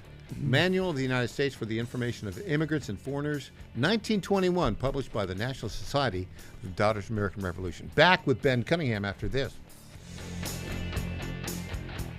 Attorney General Miyares and John Fredericks talk about skill games. They're unregulated slot machines. They pop up in 7-Elevens in every corner of Virginia. The General Assembly has spoken on this. Skill games. These things are illegal. It's the Wild Wild West. Fights break out. Robberies increase. Skill games. They prey on the less fortunate. I say it's a tax on the poor. They're breaking the law. My job is to enforce the law. These machines are not allowed. Enforce the law and get them out of there. When you see skill games, call the local sheriff. These things are illegal. Paid for by Churchill Downs. Let's be real. Losing weight isn't just about looking good. It's about taking back control of your overall health. 42% of adults in America are classified as obese, and obesity is directly linked to severe health issues. If you've tried diets and different workouts with no success, it's not your fault. Big Food and Big Pharma have rigged the system against you with contradicting information, leaving you confused. But there's good news. The Wellness Company just launched Drop, a GLP-1 peptide oral drop formula developed by their chief medical board, specifically designed to support your metabolism, curb cravings, and help you shed weight. That's right. No injections, no risk of the severe side effects we're seeing with the Ozempic. Start your weight loss journey today and get $100 off, plus free shipping. Go to twc.health/Godzilla and use promo code Godzilla100. That's twc.health/Godzilla. Promo code Godzilla100. Take action today for a healthier tomorrow.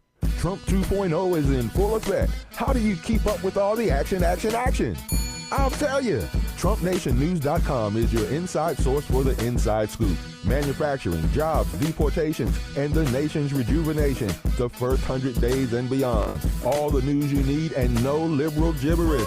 It's the perfect way to start your day. Sign up for the TNN newsletter. Do it today. TrumpNationNews.com. TrumpNationNews.com. Part of the John Fredericks Media Network.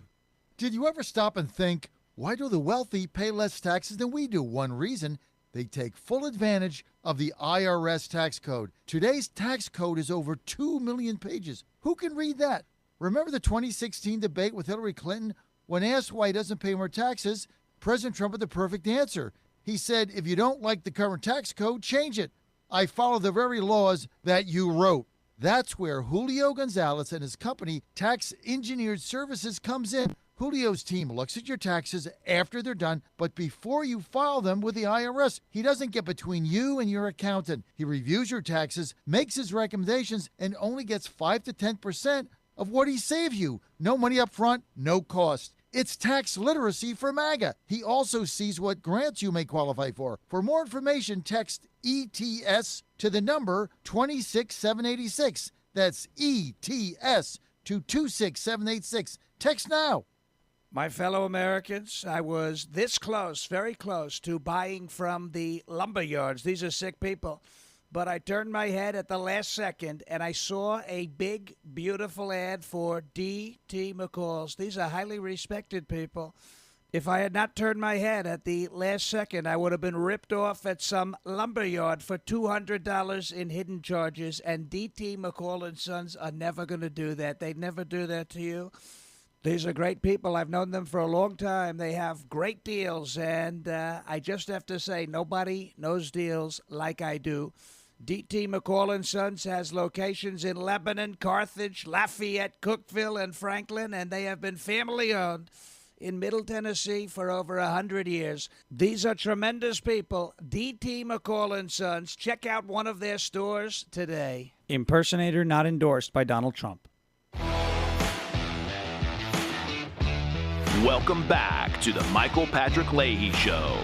Now, here's Michael Patrick Leahy. Welcome back. In studio, our very good friend for many years, the founder of the Nashville Tea Party, and one of the leaders of the effort to stop state income tax in the state of Tennessee more than a quarter century ago, Ben Cunningham. Ben, on the phone line, a good friend from Georgia, Leonard. Leonard wants to talk about the immigration issue. Welcome, Leonard. Welcome to y'all. Welcome, Ben. Hey, Leonard. I'm a Tea Party patriot also, and I went to the LaGrange, Georgia, Lafayette event 20 years ago, whatever it was. Great. And it was that would have been. but anyway, that would have been actually almost 17 years ago. Hey, and we're still going strong. Okay. Yes, sir. Free markets, I'm with you. limited constitutional government, fiscal responsibility. These are timeless principles. Three and core values. We gotta Yep. keep pushing them. Yep.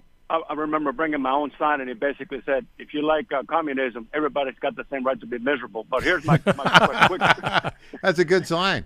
Yeah. I lived it, Anyway, here's what I wanted to say about the new immigrants and their lack of patriotism. My wife's a school teacher, and when the Pledge of Allegiance is being, said in the morning, 90% of them don't want to stand, act like they hate what's being said, and it's just pathetic. Is that really true? 90% of them? It is. How many of those kids are either foreign-born or first-generation Americans? Probably 50% of them. Really? Like I said. What countries are they number. from? What countries are they from? Right now, mostly Venezuela. Mostly Venezuela, what we're getting lately here in our county. Really? Interesting. Yes, sir. Anyway, but here's what I wanted to say. Also, I remember giving a speech at a church while I was proud to be an American. And at that time, Benghazi had just happened, and they were dragging American contractors and burning their bodies in one of the streets somewhere in Africa, one of the little in Libya, what are called hellholes. Yeah. Anyway, here's what I said: if you drag American bodies and you burn their bodies, I would drop a Moab, mother of all bombs, on top of your head, and I don't mind going to hell for doing that. And there was one guy in church started clapping; everybody else was in shock. Anyway, love your show, and good to listen to y'all again. You're a good man, Leonard. Appreciate your call. Thank you. We have some great listeners, Ben. I hear that from teachers that I talk to, unfortunately, and not only foreign-born, but so many of our kids that are born in the U.S., they have not been instilled with any kind of respect for these foundational values, for the American exceptionalism. For so many people, as you were talking this morning with Phil, American exceptionalism is this concept that they don't really know quite what it is. And of course, they're immediately, their instinctive reaction, having been indoctrinated with all this leftism through the news media, is anything that's assertive of Americanism is bad. It's colonialism.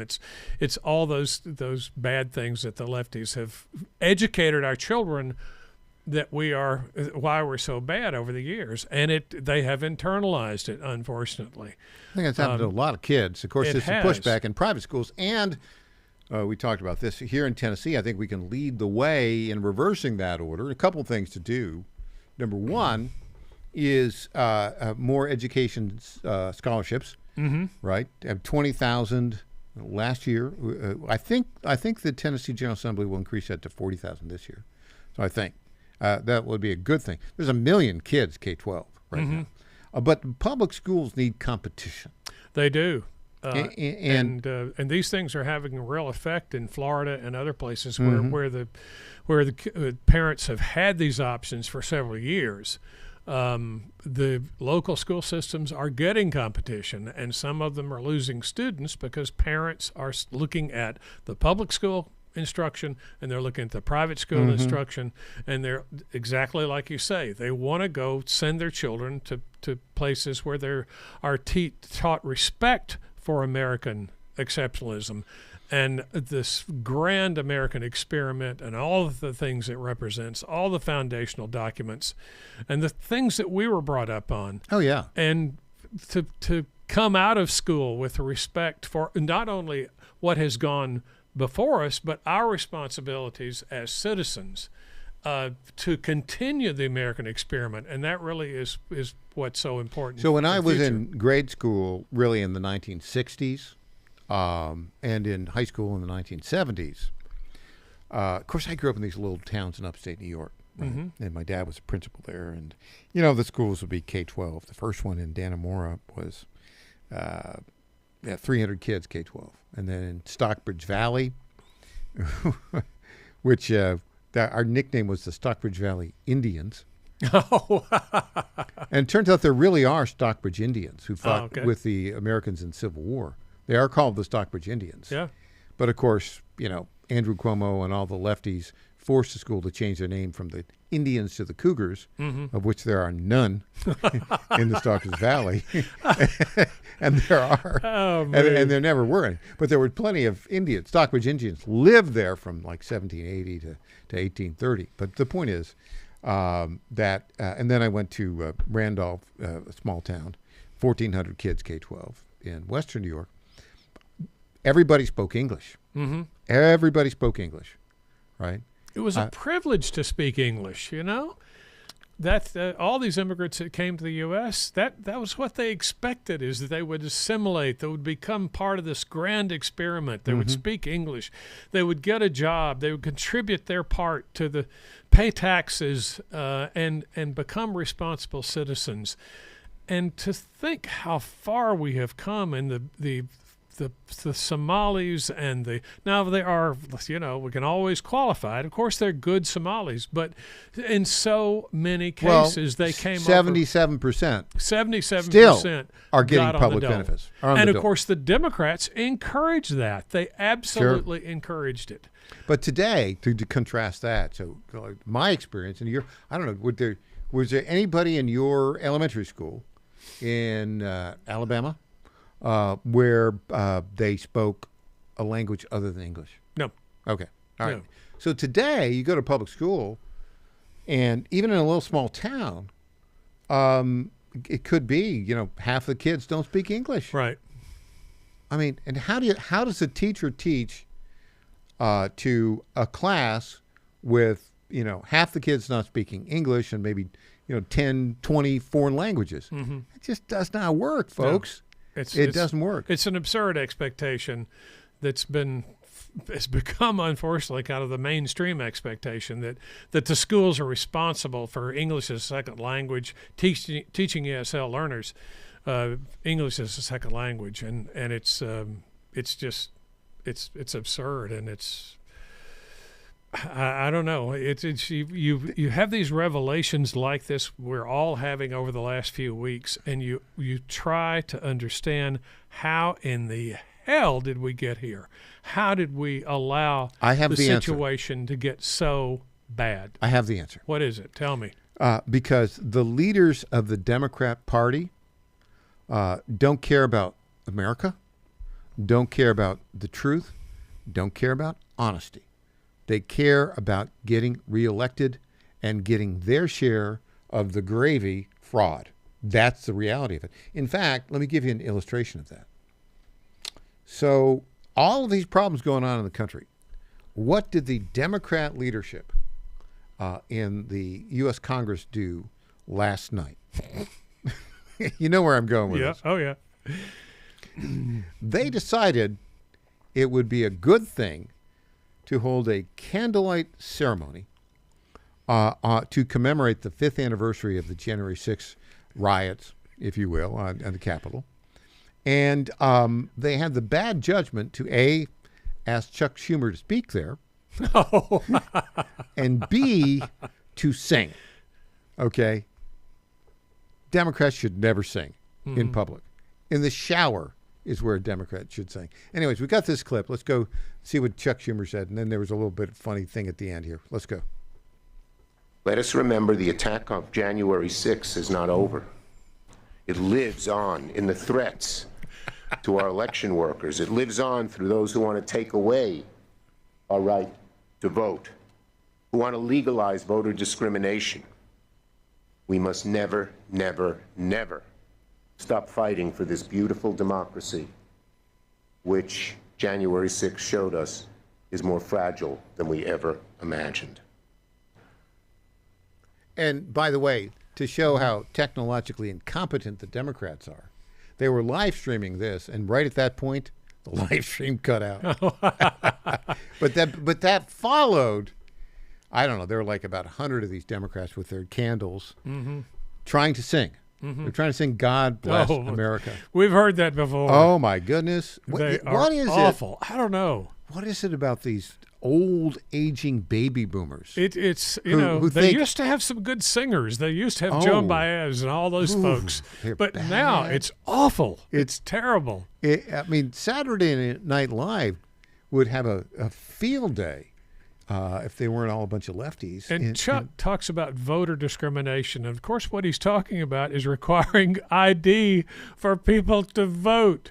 There is no telling how much fraud has been committed in our voting system simply because these states, you've seen the graphic, the states that Kamala won are all the states where voter ID is not required. There is just absolutely no telling. The SAVE Act and some of the other legislation hopefully will get passed. Hopefully the Republicans will have the gonads to proceed with this stuff. But thank goodness we have got a person sitting in the president's office who is showing the way, showing the strength of character, and being an example about what America represents and putting America first. He's setting such a great example, and hopefully the members of Congress will follow that example. So I got a couple things for you. I think here, January 7th, 2026, this is being recorded. I think right now you're about to see a change that's going to have a really good effect in the midterms. Two things. Number one, Americans like the muscular Don Rowe policy in the Western Hemisphere. That's number one. Number two, there is a growing realization that the Democrat Party is the party of fraud, and they are a bunch of con artists. That is going to change public opinion dramatically. Absolutely. And on that note, we'll have more when we get back with the one, the only Ben Cunningham. I'm Michael Patrick Leahy. The website, TennesseeStar.com.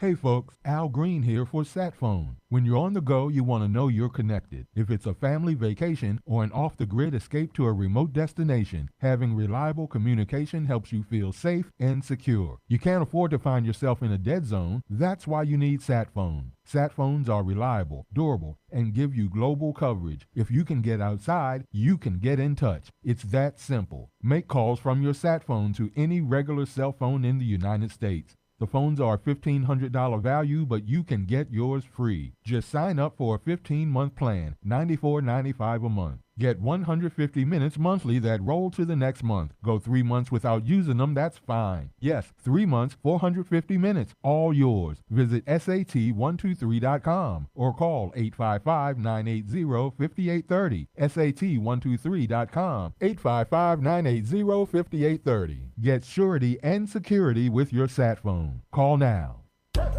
Is your pet ready for some pawsome fun? At Creekside Pet Hotel in Kennesaw, every day is a tail-wagging adventure. Whether they're romping with friends in day camp, enjoying a staycation in our cozy boarding, or getting pampered in our luxury spa, we make sure every furry guest gets the royal treatment. Happy pets, wagging tails, and the best care. What more could they ask for? Book your pet's perfect getaway today at CreeksidePetHotel.com. or give us a call at 770-422-4700. What happens in Virginia doesn't stay in Virginia. It influences policy and policymakers nationwide. The VirginiaStar.com shines a light on the issues in VA that become issues for the USA, with insightful commentary that gets to the fact of the matter. The VirginiaStar.com is your source of wisdom and truth, locally, statewide, and nationally. Log on today and every day. The VirginiaStar.com. The VirginiaStar.com. If you've tried everything for cheek redness or breakouts and nothing works, it's not your fault. The real cause might be deeper than you think. Introducing Clear Skin Ivermectin Cream from the Wellness Company, a prescription-strength, dermatologist-developed formula that helps reduce inflammation, balance bacteria, and restore your skin's natural glow. This triple-action cream combines 3 medical-grade ingredients for powerful results. Azelaic acid to unclog pores and fade dark spots, metronidazole to control bacterial imbalance and redness, and ivermectin to calm irritation and eliminate skin parasites that contribute to rosacea and acne. Together, these ingredients work to reduce bumps, swelling, and redness while supporting smoother, healthier, and more radiant skin over time. Formulated and compounded in the United States, this FDA-approved cream is trusted by doctors for visible and lasting results. Experience clear, confident skin with the Wellness Company's Clear Skin Ivermectin Cream. U.S. residents only. Head to twc.health/Godzilla and use code Godzilla to save $20 off, plus free shipping. Hey there, it's Lenny McGill, founder and CEO of GlockStore.com. For over 30 years, I've supported our Second Amendment rights with GlockStore.com, the world's #1 source for Glock handguns, parts, and accessories. I also support accurate, unbiased journalism like The Michael Patrick Leahy Show. His team broke the Kilmar Abrego Garcia traffic stop and was the first to obtain that video. Independent journalism at its finest. Visit us at GlockStore.com, listen to Michael Patrick Leahy, and make America great again. This is State Senator Mark Pouty. Government is limited to what it is supposed to do. One of the things that is critical that we're supposed to be working on is transportation. Here in Middle Tennessee, our roads need more help. As your state senator, we are focused on getting more money reoccurring without a new tax increase for our roads here in Tennessee. This is State Senator Mark Pouty. Paid for by Campaign for Mark Pouty, Christina Hibden, Treasurer. Welcome back to the Michael Patrick Leahy Show. Now, here's Michael Patrick Leahy. Welcome back to the Michael Patrick Leahy Show. In studio, the founder of the Nashville Tea Party, our good friend Ben Cunningham. Ben, the old gang's getting back together again the other night at Mar-a-Lago. Boy, wasn't that great to see. Elon Musk having dinner with Donald Trump and the First Lady.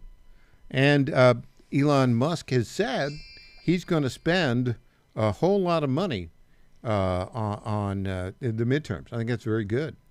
He also just put a clip out here. Yeah, he's Elon's as passionate as ever. Here's a tweet that he just put out. He said that is their goal, speaking of the Democrats, a single-party state for all of America and the de facto destruction of democracy, just as it was done in California and New York. Pretty powerful stuff. And California is not a functioning democracy. No, right now. No, it's been destroyed. It's a totalitarian state, basically. It's a disaster. And this was in response to a tweet where somebody had quoted him about, you're seeing a 700% increase in illegals in swing states over 3 years. What a the surprise. last 3 years. I mean, it was it was foretold. This was a plan. This was intentional. Mayorkas and Biden didn't oversee an upsurge in immigration. They facilitated an invasion of the United States. I mean, let's call it what it is. It's exactly what it is. It was specific. It was intentional. It was planned. It was part of a political strategy. And it's so much of this. I was talking to a guy last night who's a good big scholar of at the Cato for many, many years. He was saying that healthcare, co-opting healthcare, was a big part of the plan. If you get in control of healthcare, you're in control of people's lives, and you then can manipulate them so easily. And here Trump is now saying, no, we're not going to give this money to the insurance companies. We're going to give it directly to the people. You talk about a threat to the Democrats. We have a clip of that right now. Here we go. Donald Trump. issues. But you can own health care. Figure it out. Let the money go directly to the people. It goes in a healthcare account. There are numerous things you can do, but you have to let no money for the insurance companies. I'm going to meet with the insurance companies. I said, I'm going to meet with them because I met with the prescription drug companies.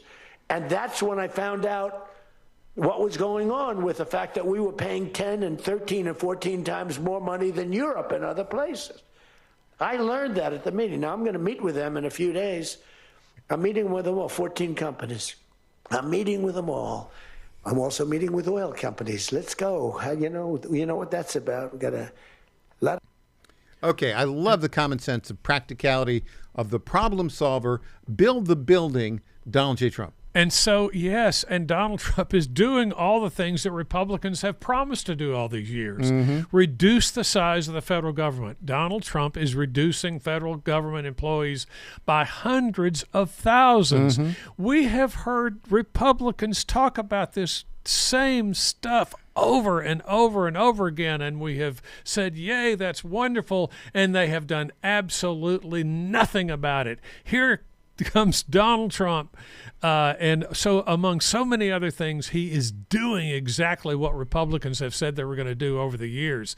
And the stock market is at a record high. Oh, yeah, it's been up a lot. The number of government employees is declining precipitously. Like the graph, if you look at it, is going straight to the bottom. This man is doing what Republicans have said. And what is so ironic, over the years, the mainstream Republicans are the ones who have fought Donald Trump in so many ways. And yet this is the guy that is implementing so many parts of the classic Republican agenda: reduce the size of government, reassert American power, and it's just such a wonderful feeling to know that we're in a country now that is recovering. We got a long way to go. We got a lot of people to educate about American exceptionalism and their responsibility as citizens to sustain this American experiment. But by God, we seem to be on the right path, and it's so wonderful, and you feel such a great surge of optimism about the future of the country. You really do. And it is as if America is back. America is back. We're not going to let Russia and China come into our own hemisphere and co-opt these dictatorships to funnel resources and influence back to the Chinese and the Russians. It's such a wonderful change. And boy, the Democrats are shaking in their boots. They are indeed. And you see, I saw last night where Hochul is kind of crossways with Mondani, because she's supporting an establishment Republican in New York, and Mondani wants one of these crazy establishment Democrat. You mean Democrats? Yeah, sorry, Democrats to challenge an incumbent, and even in the Democratic Party, you're seeing this what kind do I of hear? change. What do I hear, Ben? There it is. Is he coming in? Let me look. Let me look outside. There is. There. Marine Force One, the helicopter. Who's in it? Who's in it, Ben? Oh, it looks like Donald J. Trump, the president, along with our good friend, the very best Trump impersonator in the world, the one, the only, Sean Farage. All right, Ben. Thanks so much for joining us today. Thank you. All right, up next, Sean Farage and 47. Back after this, I'm Michael Patrick Leahy, the website, TennesseeStar.com.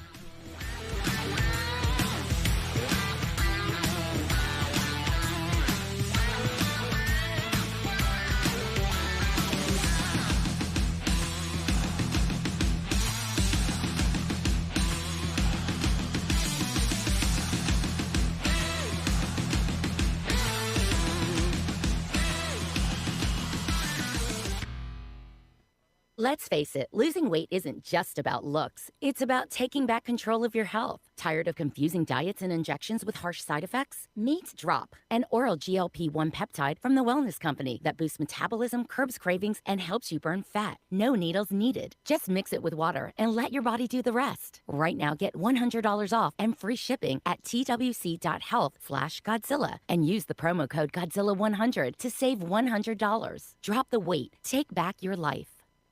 Did you ever stop and think, why do the wealthy pay less taxes than we do? One reason, they take full advantage of the IRS tax code. Today's tax code is over 2 million pages. Who can read that? Remember the 2016 debate with Hillary Clinton? When asked why he doesn't pay more taxes, President Trump had the perfect answer. He said, if you don't like the current tax code, change it. I follow the very laws that you wrote.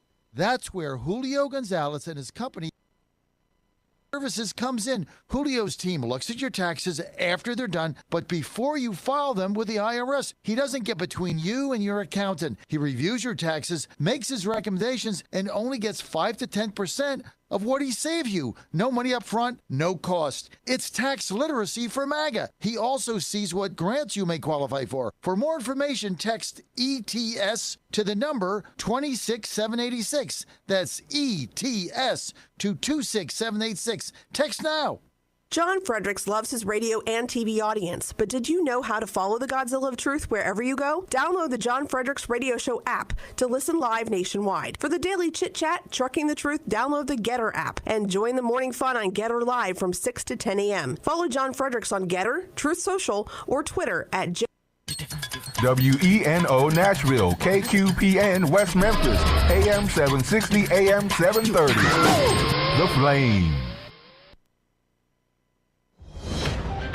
Breaking news at Town Hall. I'm Bob Agnew in Washington. The U.S. now says it has seized 2 sanctioned oil tankers linked to Venezuela. The seizures came in back-to-back action, separately, one in the North Atlantic, the other in the Caribbean. Military affairs analyst, retired Lieutenant Colonel Robert McGinnis. We'll take that over and divert it probably to the British Isles and then hold it there for a couple of years, and so that will hurt the Russians. But that's going to hurt ultimately the Chinese because they're major consumers of energy. President Trump, meanwhile, is hailing the amount of oil the U.S. will be getting from Venezuela. President Trump says Venezuela will be providing 30 to 50 million barrels of oil to the U.S. and pledges proceeds from its sale will be used to benefit the people of both Venezuela and the U.S. Senator Mark Warner unconvinced. Well, Venezuela's got 20% of the world's oil reserves. It's been so mismanaged that its oil production's been cut by 75%. Warner says it could take 2 or 3 years to pay off U.S. costs. I'm Ben Thomas. On Wall Street, it's been a mixed bag. The Dow Jones Industrial Average coming off a booming session yesterday, but right now struggling. It's up by about 80 points. The Nasdaq is up 154. Some Republican lawmakers angry that President Trump suggests they give some ground on abortion funding. The president shocked his pro-life supporters this week when he told House Republicans to give a little when it comes to the Hyde Amendment, which bars federal money from being spent on abortion services. Now, you have to be a little flexible on Hyde. You know that. You got to be a little flexible. You got to work something. SBA Pro-Life America issued a statement saying the Hyde Amendment is non-negotiable. And in a social media post, Students for Life of America said Hyde must be included in any Obamacare reform bill. Greg Clugston, Washington. More on these stories at townhall.com. Everybody loves the season of giving, but now the season of paying for it is upon us. That not-so-wonderful time of the year when millions of Americans open their credit card statements, stare in horror at the balance, and resolve then and there to find new ways to save money. If you're among those Americans, why not start by cutting your wireless bill in half right now with Pure Talk's Saver Plan? It's easy. You'll get unlimited talk, text, and 3 gigs of high-speed data on a super-fast, nationwide 5G network for just $20 a month. Just dial pound 250, say Mike Rowe, and you'll save an additional 50% off your first month. Ho, ho, ho. And if you're active or former military or a first responder, you'll save an additional 20% every single month. That's pound 250. Say Mike Rowe for the gift that keeps on saving from America's wireless company. Pure Talk. Here's Rich Thomason now with the Midday Wall Street Business Report. Wall Street's red-hot rally has cooled a bit, although the benchmarks continue to hover in record territory. Investors are turning their attention to global interest rates and uncertainty caused by the situation in Venezuela. This year could see prices at the pump tumble to their lowest level in 6 years. That's according to a new analysis by Gas Buddy. The average price of gas around the United States this year is expected to dip to $2.97 per gallon, down 13 cents from 2025. Gas Buddy is citing strong refinery output, lower oil prices, robust crude production, and softer seasonal demand as the main reasons behind this decline. Correspondent Bill Alexander. Warner Brothers has once again rejected Paramount's latest takeover bid and is telling shareholders to stick with a rival offer from Netflix. I'm Rich Thomason. You'll find breaking news and analysis at townhall.com. A strict curfew has been imposed on a key border town in southern Nepal. Here's Charles de la Desma. The curfew order follows protests between Hindu and Muslim groups after a mosque was vandalized over the weekend, officials say. The curfew warns that violators could be shot by security forces. Armed soldiers and police officers are patrolling the streets of Belagunj, located 80 miles south of the capital Kathmandu, which is the key border point for importing much of the oil, goods and supplies from neighbouring India to Nepal. Clashes between Hindus and Muslims are rare in the predominantly Hindu nation, where the Muslim population is found mostly in border regions in the southern part of the country. I'm Charles de la Desma. And it all began after the posting of a TikTok video that locals said contained derogatory religious remarks that stirred up tensions between Hindus and Muslims. More on these. It's the Michael Patrick Leahy Show, broadcasting live from downtown Nashville. Now, here's Michael Patrick Leahy.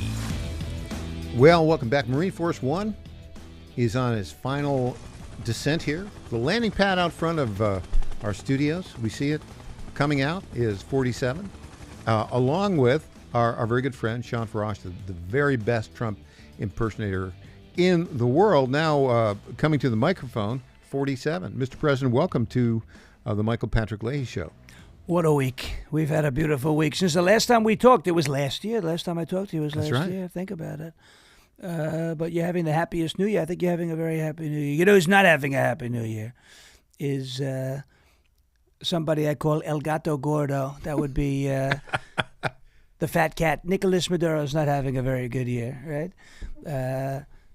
We had a beautiful, successful operation on Saturday, and we did beautiful things. And now he's, I think he's in the cell next to Diddy.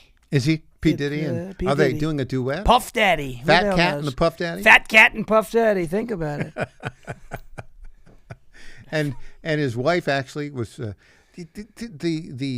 level of military excellence in terms of capturing this guy. I mean, you went in. Apparently, like 3 minutes after you got inside his bedroom, he was trying to get into that safe room. Didn't make it.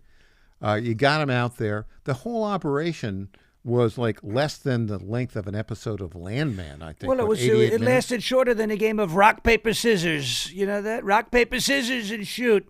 I never lost a game, by the way, of that. But our men and women got in, and they said to me, "Sir, how the hell are we going to get into this compound?" We attached Chris Christie to a wrecking ball, and we blew a hole the size of Jupiter. You know Jupiter. It's one of the biggest planets, a gas giant. They're both gas giants. Chris Christie and Jupiter are both gas giants. But they ran in and they found El Gato Gordo. That would be the fat cat, Nicolas Maduro. He was in Hello Kitty pajamas. Could you believe that? They said to me, "Sir, he's in Hello Kitty pajamas. He's in the fetal position. He's sucking his thumb. Now he's getting up. He's running." I said, "Grab him. We got to get him out." And we got him out.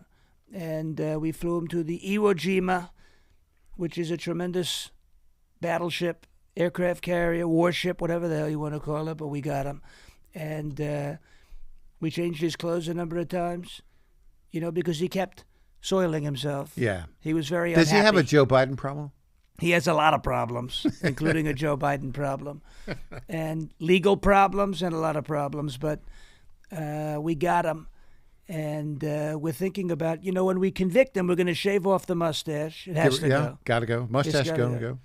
It's got to go. I mustache you to shave that off, sir, and we're going to take that right off.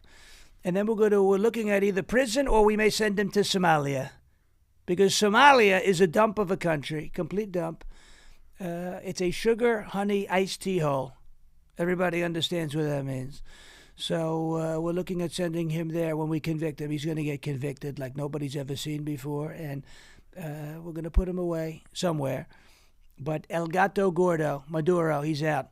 And anybody else who plays around, Hegseth said it, if you mess around, you're going to find out. And I also want to congratulate, by the way, Marco Rubio. He's the new president of Venezuela, the new governor of Minnesota, and the new head coach of the Cleveland Browns. Congratulations. Yeah, boy, there's a guy who really knows how to do the job. This morning, Mr. President, the U.S. Navy boarded 2 tankers, oil tankers, in the North Atlantic. They just kind of run away from Venezuela. They changed their flags at the last minute with false flags. Kind of like the old Pirates of the Caribbean days where you change the flag. I got along very well with the pirates. I knew Blackbeard very well, Beard of Color. I knew him very well. Beard of Color. Captain Kidd. I knew him very well, too. He put all of his treasure on Oak Island. I know all about that place. And if I become president of Canada, if they become our 51st state, we're going to get to the bottom of the money pit, Oak Island. But I got along well with Kidd. I got along well with Sparrow. Jack Sparrow, great guy. Davy Jones, I got along well with Davy Jones. He's got a locker. You don't want to go there. But I built the locker with my own 2 hands, a beautiful locker. And they call me the Pirate King. They call me Captain Goldhair. Think about it. And I'm one of the most fearsome, swashbuckling pirates in the history of the world. We're going to make a lot of people walk the plank. We have a big plank. Nobody has a bigger plank than I do. Hakeem Jeffries has a very small plank. Chuck Schumer has a very small plank. I have a very big plank, and we're doing very well. But you don't mess with the Pirate King, because we're going to take your ships and we're going to build a beautiful fleet, the Golden Fleet. And we got these tankers. They were flying false flags, and now they're flying our flags because they're ours now. We're taking them. They're ours now. Russia's not very happy about it. But yeah, they put on a Russian Putin flag. Putin could cry about it. They put on an Iranian flag, and that kind of really is evidence that there was a need for the new Don Roe doctrine. We control the Western Hemisphere, and we allow countries that advance our interests to continue. But if you're working with our enemies, that's not going to work. It's not going to work. You're not allowed to work with our enemies in our backyard. We're not going to let it happen. And I'm the Pirate King. Everybody understands that. I got along well, as I mentioned, with Captain Beard of Color. He also, Sparrow, he sailed on the Pearl of Color, too, the Black Pearl. It's a very legendary ship. They call it a ghost ship. It's a beautiful ship. It's a powerful ship. And we have very beautiful and powerful ships of our own that we're making. The Trump-class warship, the Golden Fleet.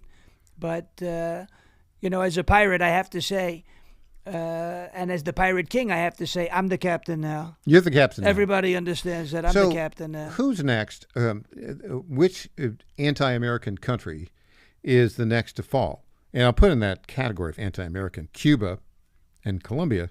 Not exactly anti-American, but sort of in our lane, Greenland. What happens next with those 3 countries, Mr. President? Well, you look at Greenland, we're going to take it if we want it.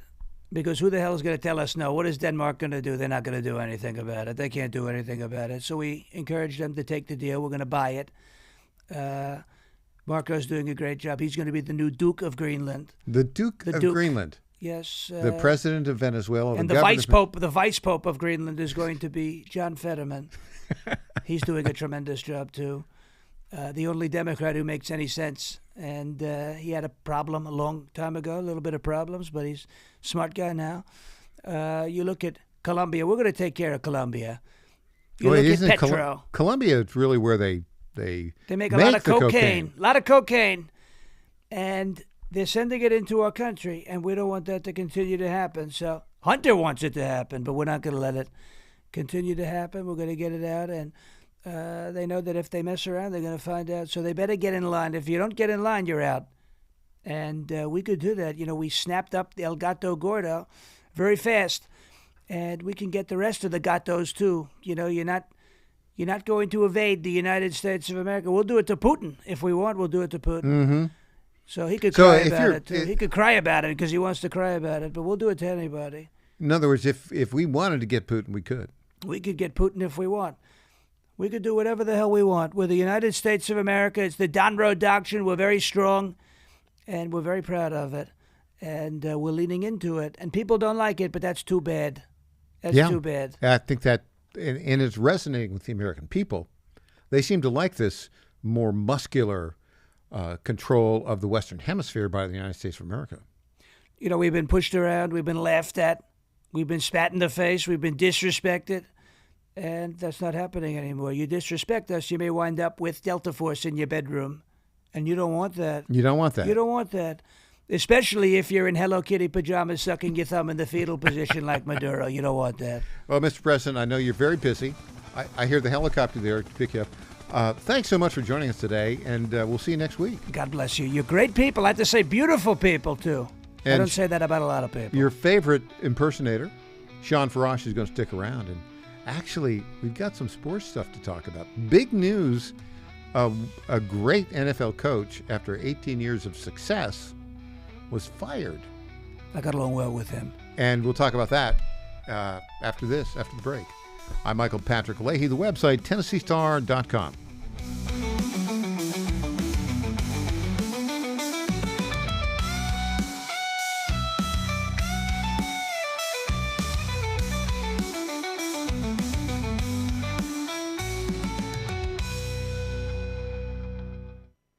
Hi folks, John Fredericks here for Freedom Alliance. Veterans are still struggling with the wounds of war. They came home with injuries that changed them forever. The flag-burning troublemakers in our streets remind me how fortunate we are to have patriots who served and fought, sacrificed, and never complained. We need to support them through organizations like the Freedom Alliance. It's Military Appreciation Month and time to support those who serve. Freedom Alliance is caring for combat veterans and military families. Combat veterans fought in the worst, most dangerous places on earth. Freedom Alliance takes them to nature's most relaxing locations so they can heal. Freedom Alliance gives injured troops mortgage-free homes, new cars, and all-terrain wheelchairs. For wounded vets, there's nothing like the stability of your own home, the reinsurance of a reliable vehicle, or the independence of a wheelchair that navigates snow, ice, beach, pasture, or most any terrain. Let's fight for those who fought for us. Go to freedomalliance.org/Godzilla and make a monthly gift that will improve the life of a military hero. That's freedomalliance.org/Godzilla. Make a contribution today. If you're like me, most moms find it difficult to prioritize self-care. Hi, it's Colleen, Program Director at the John Fredericks Media Network. With the demands of programming 13 radio stations, it's easy to forget about the things I should do for myself daily. And that's why I started with our company's Women's Challenge with Native Path Collagen Peptides. It's affordable and convenient care in just one scoop a day. There are so many incredible health benefits like bone and joint support, metabolism booster, and hair, skin, and nail improvement. I like to take a moment each day to prioritize myself and indulge in the health-boosting benefits of Native Path Collagen Peptides. I love mixing it up with all the different smoothie recipes, too. Learn more about Native Path Collagen Peptides and read 7 important reasons why you should be taking collagen peptides at getnativepath.com/Godzilla. Prioritize your self-care with Native Path Collagen Peptides. Try it risk-free for as low as $21 today and get free shipping at getnativepath.com/Godzilla. Target.com. Target.com is an online e-commerce tire retailer. We are here to serve the American public with the best possible customer service, the best pricing, and we make it extremely easy. We have many name brands and a lot of low-cost tires. The price is right, and it's easy. You go online to Target.com, Tireget.com, Target.com. You go there, you put your zip code in, all the inventory displays right in front of you. You can call in for help if you want to. We'll help you get the tire that you need. But we will take the tires you buy and at no extra charge deliver them to the dealer right by your house where they will be installed at the market price. It's easy. The best price, the best service. Great people to deal with.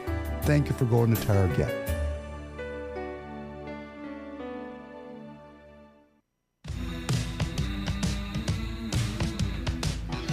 Welcome back to the Michael Patrick Leahy Show. Now, here's Michael Patrick Leahy. Welcome back. Sean Farash, the very best Trump impersonator in the world, is here with us in studio. We're going to talk sports, folks. And it wasn't on my list of things to talk about until the news broke last night that the Baltimore Ravens, the management there, they fired their very successful head coach for 18 years, John Harbaugh. 18 years. He's won a Super Bowl there. He has had only, in 18 years, he's only had 3 losing seasons. And 2 of them were 8 and 9. This year was 8 and 9. The guy has a 6.10 winning percentage. That's unheard of with a football coach for that long. And yet, out of the blue, they decide to fire him. And the reason is a rookie field goal kicker missed a 44-yard field goal at the last play of the last game of the season. If he had made that, the Ravens would be 9-8 and in the playoffs. He missed it, and they're 8-9 out of the playoffs. They fired him. What on earth were they thinking, Sean Farash? Well, I think they're thinking it's time for a new voice in Baltimore, and I don't agree with them. I would have kept Harbaugh. He's a proven commodity, and head coaches in the NFL are tough to come by. Successful head coaches with a track record like that. But 18 years, 1 Super Bowl, obviously not complaining about that. A lot of that time you're dealing with New England Patriots, Bill Belichick, and Tom Brady in the AFC, so it was very tough to do more than that. But maybe they thought fresh voice right now, and that's fine. A lot of teams will go through that, and they'll do it after 18 years. It's kind of like fine, whatever. Here's my problem: he's on the market. He's a free agent. There are a number of teams that hold on, fired their coach. John Harbaugh is owed $34 million from Baltimore for the last 2 years of his contract. Well, he's going to make that, and then he's going to make whatever he gets with his new team, unless he doesn't want to coach. Maybe he doesn't want to coach. I think he does. He wants to coach. There are a number of teams. I think it was who fired their coach. Well, there's 6 teams. Tennessee's coachless. Tennessee, Atlanta, Las Vegas, Cleveland, Arizona, New York, and the Giants. That's it. Those are the 6 that have fired the head coach. But the logical place for him to go is to none of those places. To none of those places? That's right. You think he's going to be the Jets head coach? No. Who? Miami. I heard about this. Yeah, they have an affinity for him. The owner, Steve Ross, is a graduate of the University of Michigan. Yeah. Right? And he actually tried to hire Jim Harbaugh once. The brother. He's with Los Angeles now. He's with Los Angeles Chargers. And, let's face it, the Dolphins have been a disappointment. I think the disappointment comes with, Tua Tagovailoa is a very good quarterback. Tua turned the ball over. Yeah, he was a very good until he had these concussion problems. Yeah. And he's been a little skittish, understandably so. Understandably so. But he's been subpar. Game will take a toll on you when you play like that. And really, when I saw the Tua Tagovailoa last scary hit, where his, arms were moving reactively without his control, that was the time he should have retired. Yeah. And Tua, a great story, a great performer, but with those head injuries. No, you know what? You can't sacrifice your longevity, because CTE is a serious thing. It is, and he should have retired a couple years ago. They stuck with him, right? But they haven't. He's not been the same. No, and they've not been good. And so Mike McDaniel has been there 3 years, and it's not working that well. No, he may be fired, may not. It's a little interesting situation, because if you look at it, the code there is you cannot interview a new head coach until you fire your old one. Correct. Right? It's not bad form, probably violates all sorts of league rules. If you're Steve Ross and you own the Miami Dolphins, you want John Harbaugh. If you're anybody who's looking for a coach, you want John Harbaugh. By the way, I got a call from my dad yesterday. He's the one who told me. I had no idea. Yeah. I wasn't paying attention to anything sports related. I was, I don't even know what I was doing. I think I was getting ready to post some sort of content from one of my shows up on social media. And I find out that Harbaugh got fired. If Woody Johnson already said to Aaron Glenn, basically said that he's our guy next year. That was before this happened. I'm not even saying if the Jets fire Glenn that they have to sign Harbaugh. You have to make a play. You got it. You have to. Yeah. Because, okay, let's say you fire Aaron Glenn. All right, you don't have your franchise quarterback on the roster. It's not like you're going to be sacrificing continuity. What would you like to continue from last year, 3-14? Nothing. Okay? If you fire Glenn and you miss on Harbaugh, you miss out. He goes to Miami. Maybe he goes to Cleveland, staying in the division. He's not going to Cleveland. Maybe he goes to Tennessee. He's not going to Tennessee. Maybe he goes to the Giants. They've been talking about him, possibly going to the Giants. If you miss on him and you now need a head coach, are you really worse off because you fired Aaron Glenn? Well, are you really telling me, oh man, well, we fired our coach and now we're head coaches? He went 3-14. Aaron Glenn was a defensive back, a cornerback in the NFL for a long time, played for the Jets, played for the Cowboys. This defense had 0 interceptions. I knew you were going to say that. That is a historic achievement, not the type of achievement that you want. And by the way, the first member of his coaching staff, Aaron Glenn, that he hired was the defensive coordinator, Steve Wilks, who he fired with 4 weeks to go in the season. Yeah. So you can't evaluate talent for a coaching staff.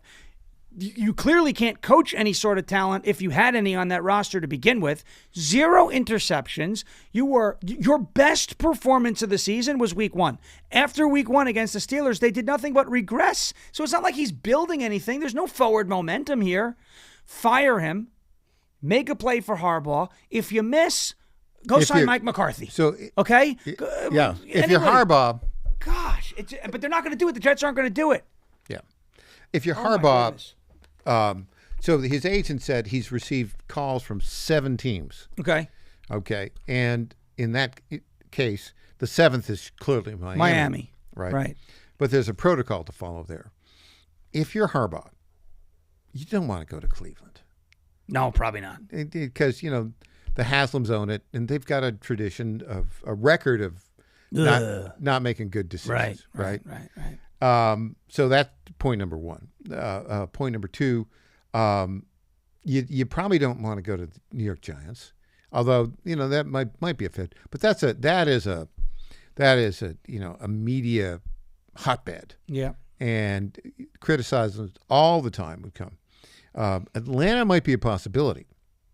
You don't want to go to Tennessee because we have a bad owner. You don't want to go to Vegas either. You don't want to go to Vegas. By the way, did you see Pete Carroll's? Do you know whose offensive line coach was there? No. His son. Really? Yeah. I didn't know that. And his son doesn't know how to be an offensive line coach. Oh, well, anyway, but you don't want to go to Las Vegas. So really, you probably go if you're Harbaugh. You look at Atlanta. You look at Miami. Now there's a precedent for a Baltimore NFL coach going to Miami. Mm-hmm. Don Shula. Don Shula. Okay. And where would you rather live? I mean, you want to live in Miami. Right. Well, that's what I'm saying. You don't want to go across the country. Also, by the way, there's no state income tax in Florida. Oh, that's true. Yes. So there's no state income tax in Tennessee either, though. I know, but you'd have to work for Amy's. You got to work for this owner. No, that's not. They're getting a new stadium.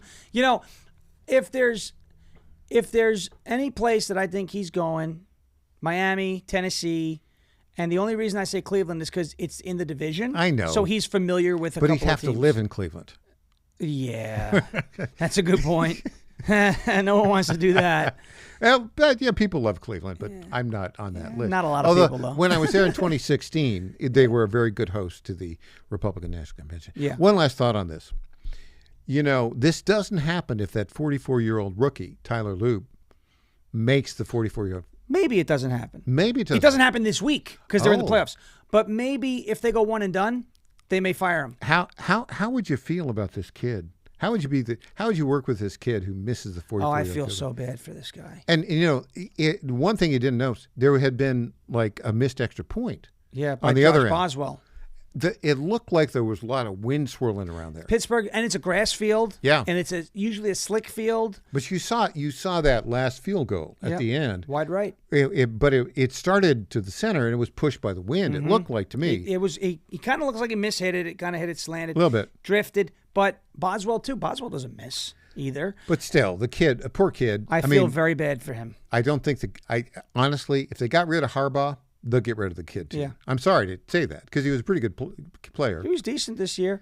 And you know what? This is where it comes down to, is he going to be able to, he'll find another job. Yeah. Hopefully he can bounce back. These guys are competitive. These are men, okay? But Hopefully still. he'll bounce back. But what a terrible, like shades of Billy Cundiff. Oh, my goodness. Yeah, it's a tough thing to live down. Yeah. It's not quite a Bill Buckner moment. No. Missing that ground But ball. at least when Bill Buckner missed the ground 86. ball, the game was tied at that point. Yeah, I know. It's the whole thing. It was a heck of a fourth quarter. Yeah.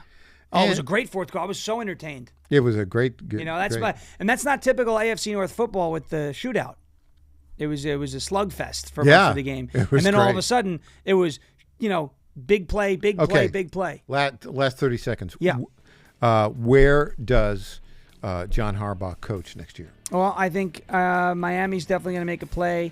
I'm going to say I'm down to 3 teams: Miami, Tennessee, and the New York Giants. But I'll say Miami probably number 1. Yeah, I'll say Miami number 1. Yeah. He's not. I don't think he's definitely not going to Tennessee. Although we love Tennessee, but he's not going to work. For I hope any not, firm. because the Jets come here next year and we'll There be you at go. that game. All right, we'll get back to politics after the break with the great Sean Farage. I'm Michael Patrick Leahy.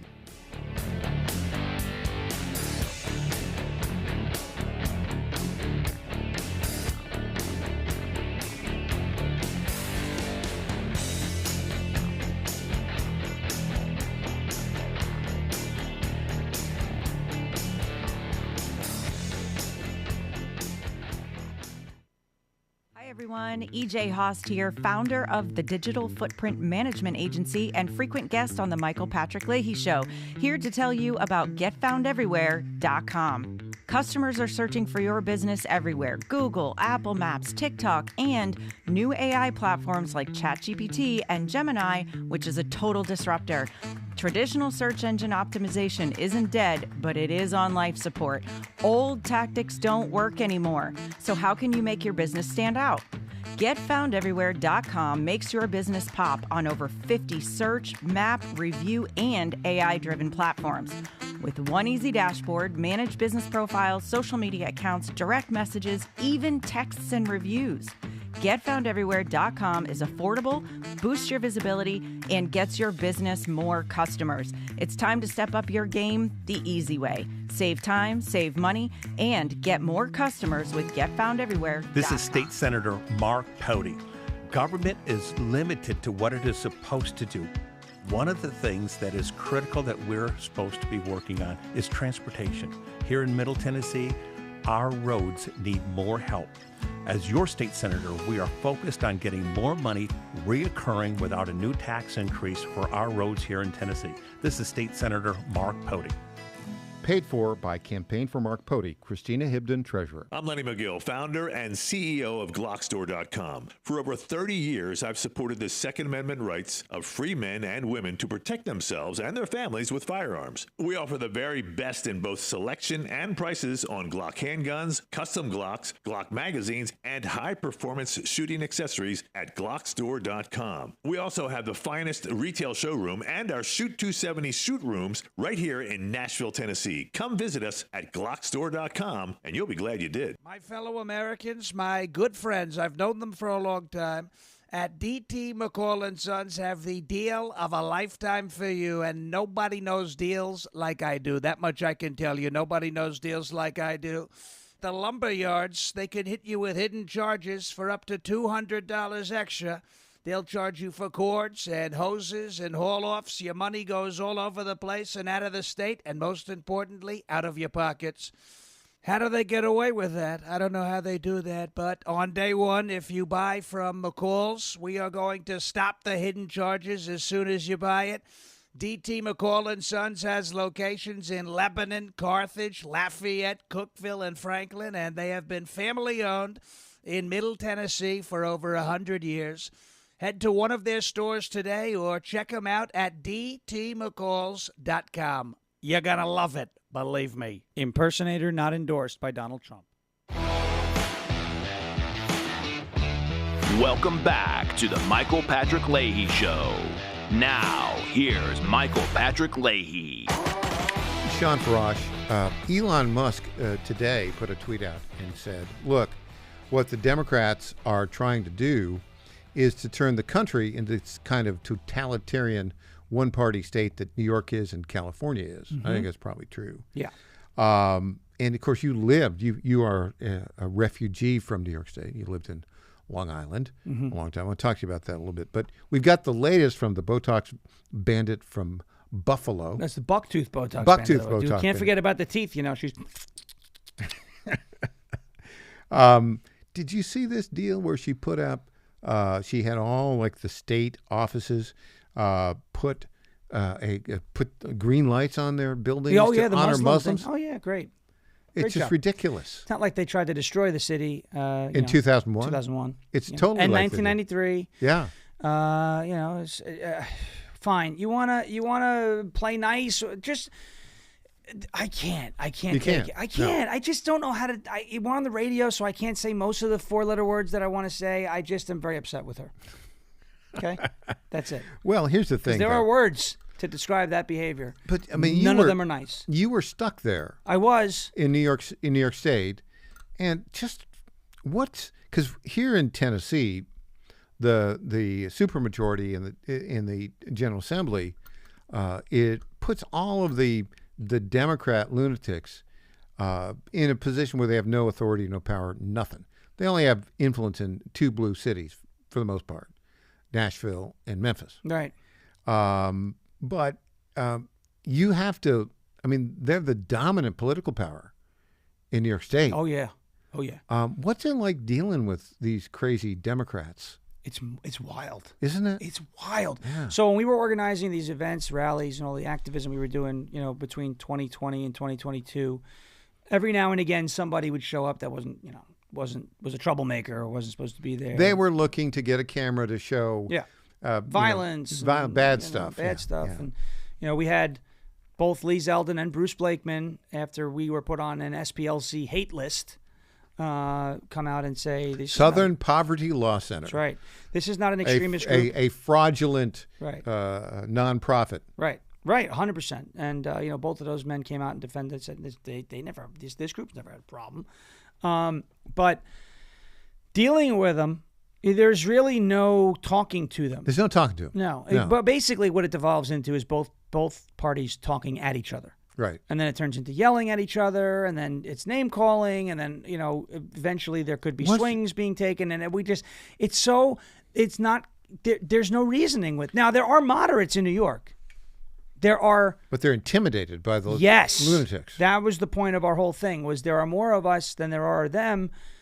Don't be afraid, take a stand. And then of course the left starts to get violent and wants to intimidate you and get you back to hiding under your couch because there's a virus, or, the threats. We had Antifa threatening to throw frozen cans of tuna fish through my windshield because, we were doing a food drive in New York City and running a huge caravan through it. It's a long story, but these people are ridiculous. There is no reason with them. They're ridiculous. Yeah, that's the problem. You cannot reason with. You can't with most Democrats. How do you reason with a person who believes men can have babies? Yeah. How do you do it? You can't. How do you do it?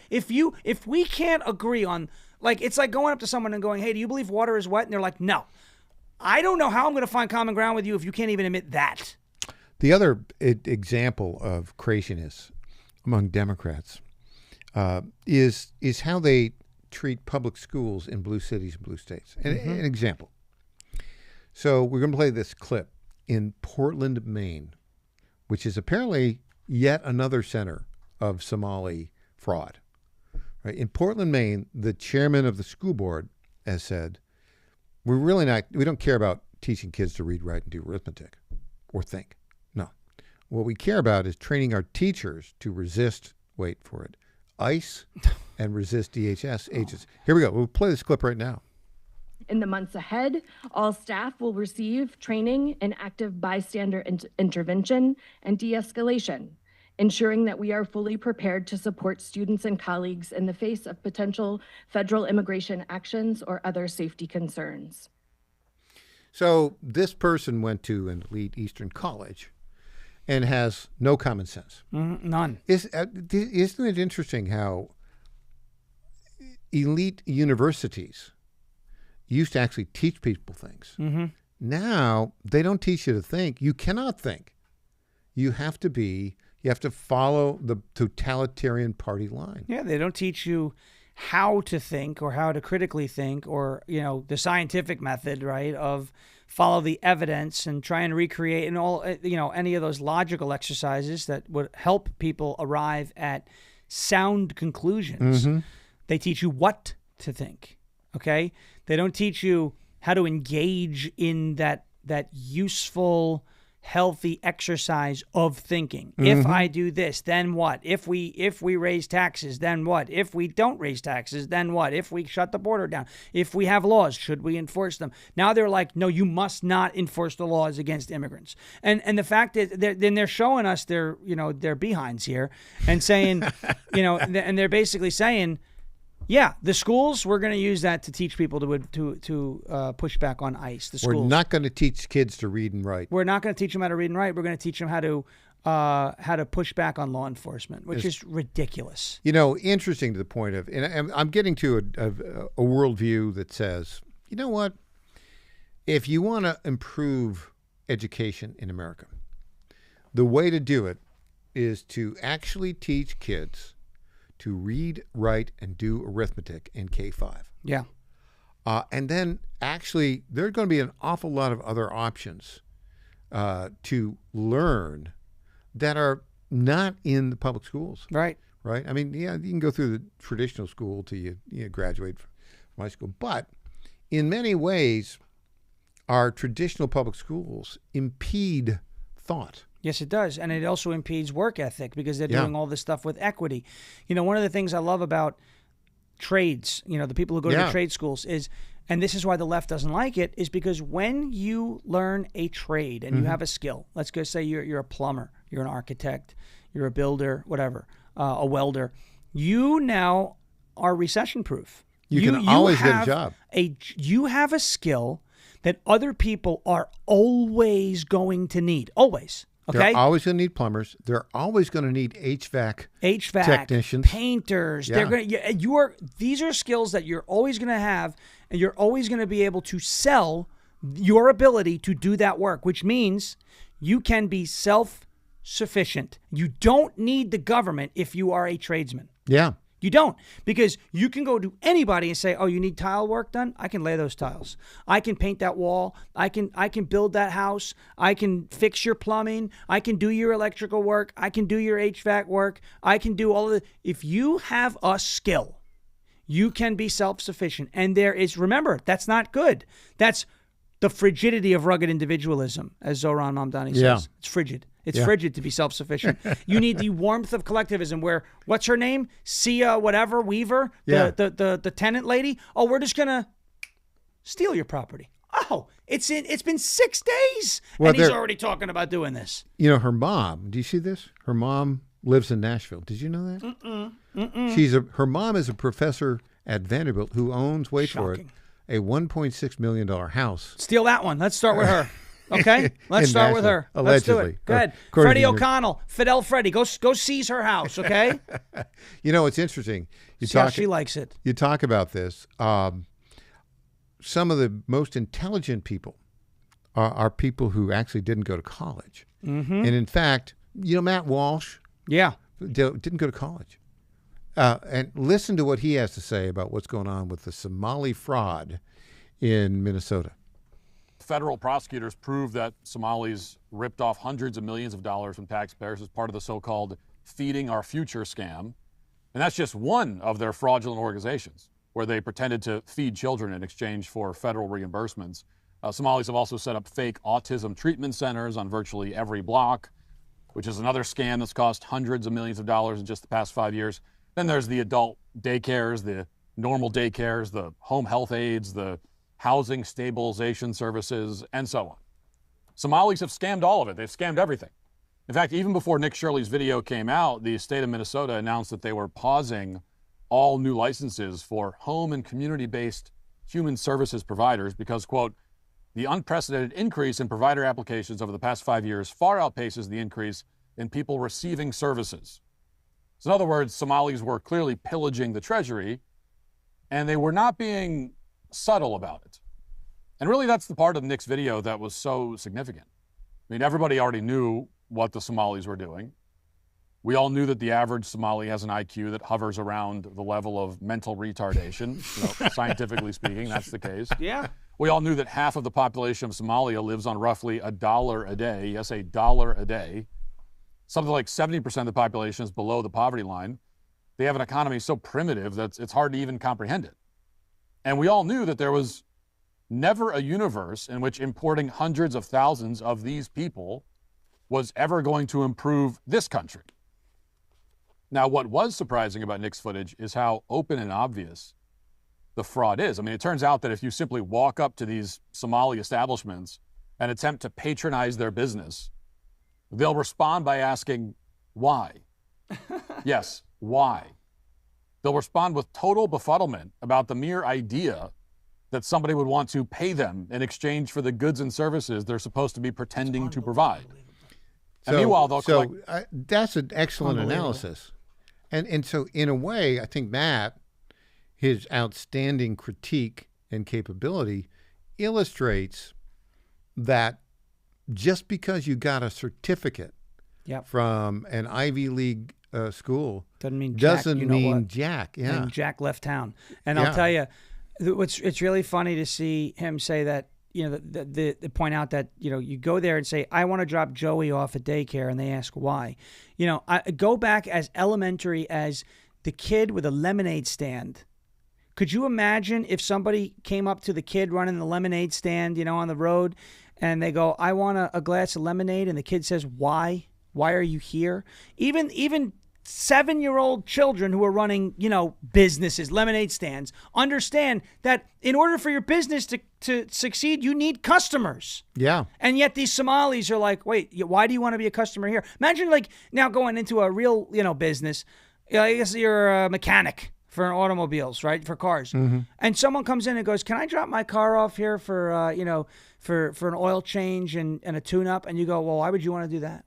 What you're telling a customer that you don't want their business, and that's normal to some people. Because you know what the business is. The business is fraud. Yeah. They don't actually want to do. They don't want to do work. They just want the money. Yeah, and that's working for them. Why do you want me to take care of your kid? Because you're a daycare center. Daycare. You take care of the children during the day. It's in the name.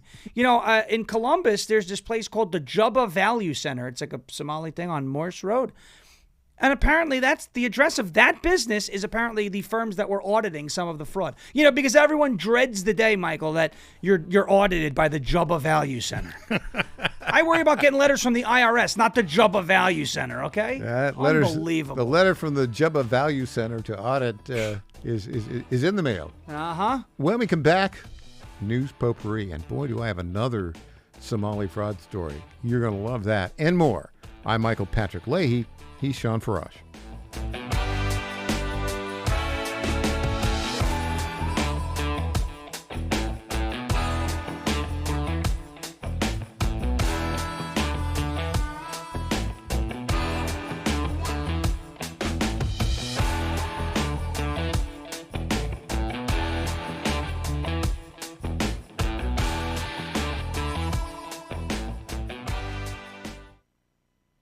Tom Carmichael, CEO of Soul Tea, a supplement to help you have a healthier heart and stronger cardiovascular system. At Soul Tea, we regularly get emails from our customers telling us how Soul Tea has helped them. Like this one from Kelly. Hello, I'm 58 years old and have had high cholesterol for years. I wanted to stay away from prescription drugs. My husband and I have been using Soul Tea for about 13 months. My results have been amazing. My cholesterol levels went from 291 to 129. I am so impressed with Soul Tea and want to thank you. Now, in my own case, my bad cholesterol dropped from 130 to 89, and that was 20 years ago. I'm 75 years old and I take 0 prescription drugs. To get a great deal on Soul Tea, please go to GoDzillaHeart.com, and when you check out, use the code Godzilla to get our best deal, which is 50% off your first shipment and then 3 bottles for the price of 2 thereafter. You don't have to live with a broken heart. Do you suffer from Try declining Salty bone and today. joint health? Hi, it's Tina with the John Fredericks Media Network. And when I heard about our company's Women's Challenge, I jumped on the opportunity to test this amazing supplement that's already restoring my bone density, soothing my joint pain, and helping me regain lost mobility. I've experienced so many benefits in such a short time with Native Path Collagen Peptides because they support my bones and joints, boost my metabolism, and unleash the most radiant skin and hair since my 20s. In just 2 weeks, my knee stiffness is gone, and I'm already hitting the gym more aggressively. And I get so many compliments on my glowy skin and shiny hair. Native Path Collagen Peptides are so easy to take. They're tasteless, odorless, and mix great with my morning coffee. Read thousands of 5-star reviews at getnativepath.com/Godzilla. Level up your self-care with Native Path Collagen Peptides. Try it risk-free for as low as $21 today. And get free shipping at getnativepath.com/Godzilla. In 2008, the amount of concentrated time people could spend on a task without becoming distracted was 12 seconds. 5 years later, it was only 8 seconds, 1 second less than a goldfish. If you're often distracted or have trouble recalling information, you're likely to fall behind in the demanding, fast-paced 21st century. In other words, brain performance is more critical now than ever. Boost your brain power with Healthy Cells Focus Plus Recall. Science-backed nootropics to help you sharpen focus, concentrate longer, enhance recall, improve mental speed, learn rapidly, and be more alert. It's a pill-free brain supplement made with maximum absorption ingestible gel technology, designed to feed your brain at the cellular level. Take it for a test drive. Go to healthycell.com and use code GODZILLA for 20% off your first order of Focus Plus Recall. That's healthycell.com, code GODZILLA for 20% off. Welcome back to the Michael Patrick Leahy Show. Now, here's Michael Patrick Leahy. Welcome back. Sean Farash, our guest in studio, because it is Trump Day. Trump Day. Trump Day. That's right. Wednesdays, hour 3 of the program. Sean, it's that time of day again. It's time for News Potpourri. Yes, News Potpourri. This is the portion of the program we talk about those stories that of note, don't necessarily merit a full segment, and may have a touch of irony. Well, listen to this. This is from Libs of TikTok. You can't make this up. Abdullah Kulain, a current member of Somalia's parliament and former Somalia National Security Advisor, also happens to own a healthcare company in Minnesota, where he's listed as the Maneger, Manger. Maneger. Eger. They've misspelled manager. But he must have got his degree at the Quality Leering Center. He did. Unbelievable. But before he owned a healthcare company in Minnesota, he was a DEI coordinator in the St. Cloud area school district. Come on. Pushing equity policy in U.S. classrooms. Come on. While literally serving in a foreign government. Come on. No, come on. What's the next punchline? That's it. That's it. Somali. Got it. This guy. Come on. This is almost as funny as last week with the clip with the kid who was like, and then they broke in and stole all the evidence that proves that we're legitimate. This is devastating news. Oh, yeah, that's what happened. I'm sure that's what happened. Yes, Fido ate your homework. I'm sure that's what happened. So Jazz Hands Tim Waltz has said he's not running for re-election. Elmer Fraud, yeah. And, of course, he's blaming Trump for all of this. Of course. And he said he'll resign over his dead body. That's what he said that, which means he's going to he's going to resign. Yeah. But there's a rumor that Amy Klobuchar, the current senator, might want to run for governor. She is a very cringy person. Here, listen to this cringy clip from Amy Klobuchar. Like to see all of you. I decided instead of the MAGA movement, we're going to start the MAMA movement. That is Make America, Michigan, and Minnesota again. So, I do bring you greetings from my state where the women are strong, the men are good looking, and all the vice presidents are above average. We are the home of Humphrey Mondale and now Tim Walz.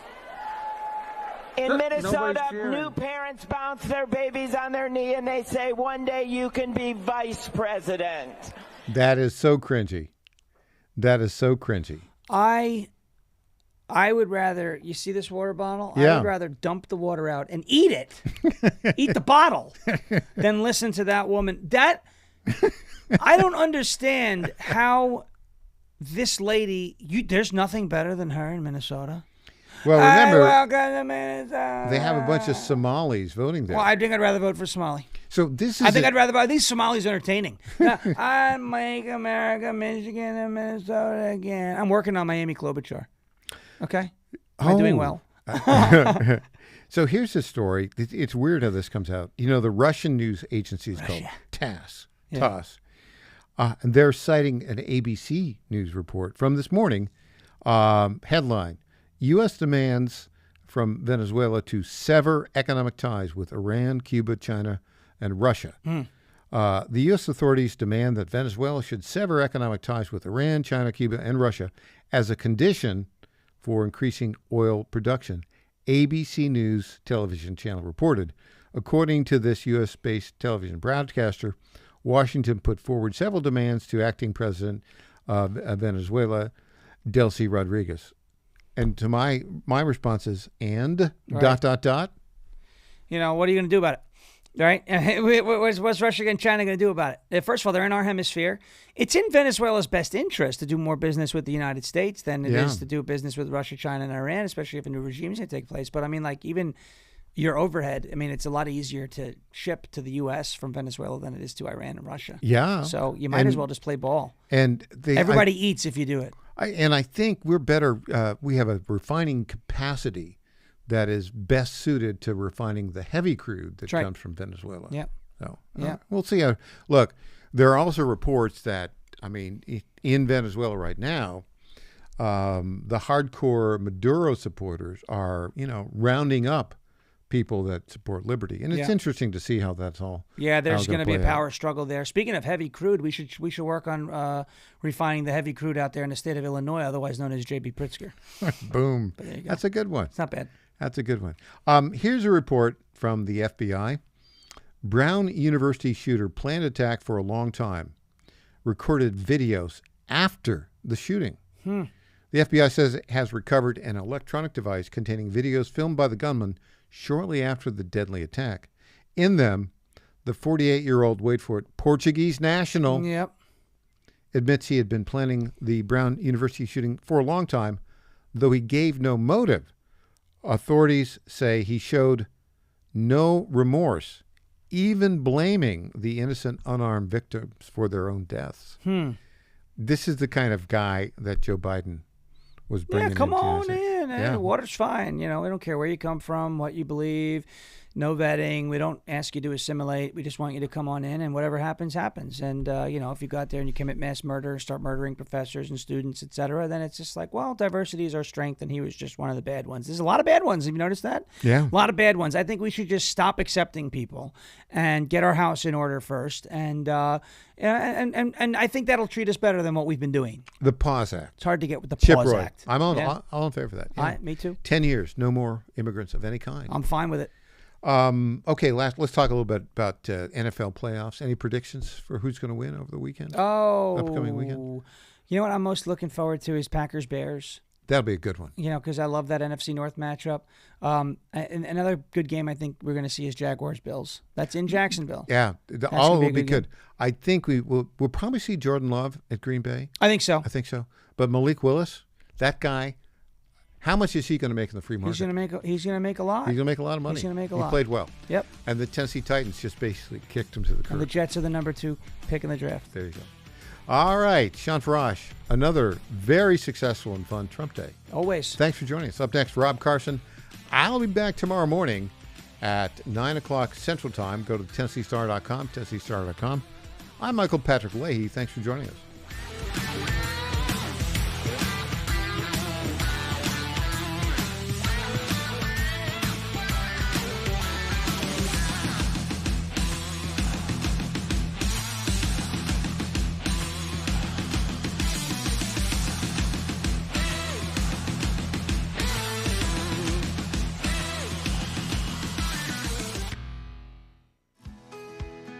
This is State Senator Mark Pody. Government is limited to what it is supposed to do. One of the things that is critical that we're supposed to be working on is transportation. Here in Middle Tennessee, our roads need more help. As your state senator, we are focused on getting more money reoccurring without a new tax increase for our roads here in Tennessee. This is State Senator Mark Pody. Paid for by Campaign for Mark Pody, Christina Hibden, Treasurer. Hey there, it's Lenny McGill, founder and CEO of GlockStore.com. For over 30 years, I've supported our Second Amendment rights with GlockStore.com, the world's #1 source for Glock handguns, parts, and accessories. I also support accurate, unbiased journalism like The Michael Patrick Leahy Show. His team broke the Kilmar Abrego Garcia traffic stop and was the first to obtain that video. Independent journalism at its finest. Visit us at GlockStore.com. Listen to Michael Patrick Leahy and make America great again. FlatFeeNashville.com is a full-service real estate brokerage that charges homeowners a upfront flat fee of $999 to completely list, market, and sell your home. We are all about saving consumers money, saving that equity. Nobody should hire an agent and feel like when that agent walks in the door, that agent is more concerned about the down payment on their next Mercedes purchase versus saving the equity that those homeowners have worked hard for.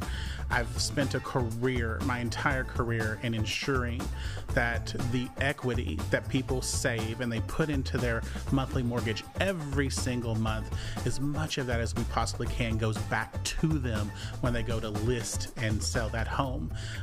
The idea is to give homeowners the ability to really create generational wealth. FlatFeeNashville.com, FlatFeeNashville.com.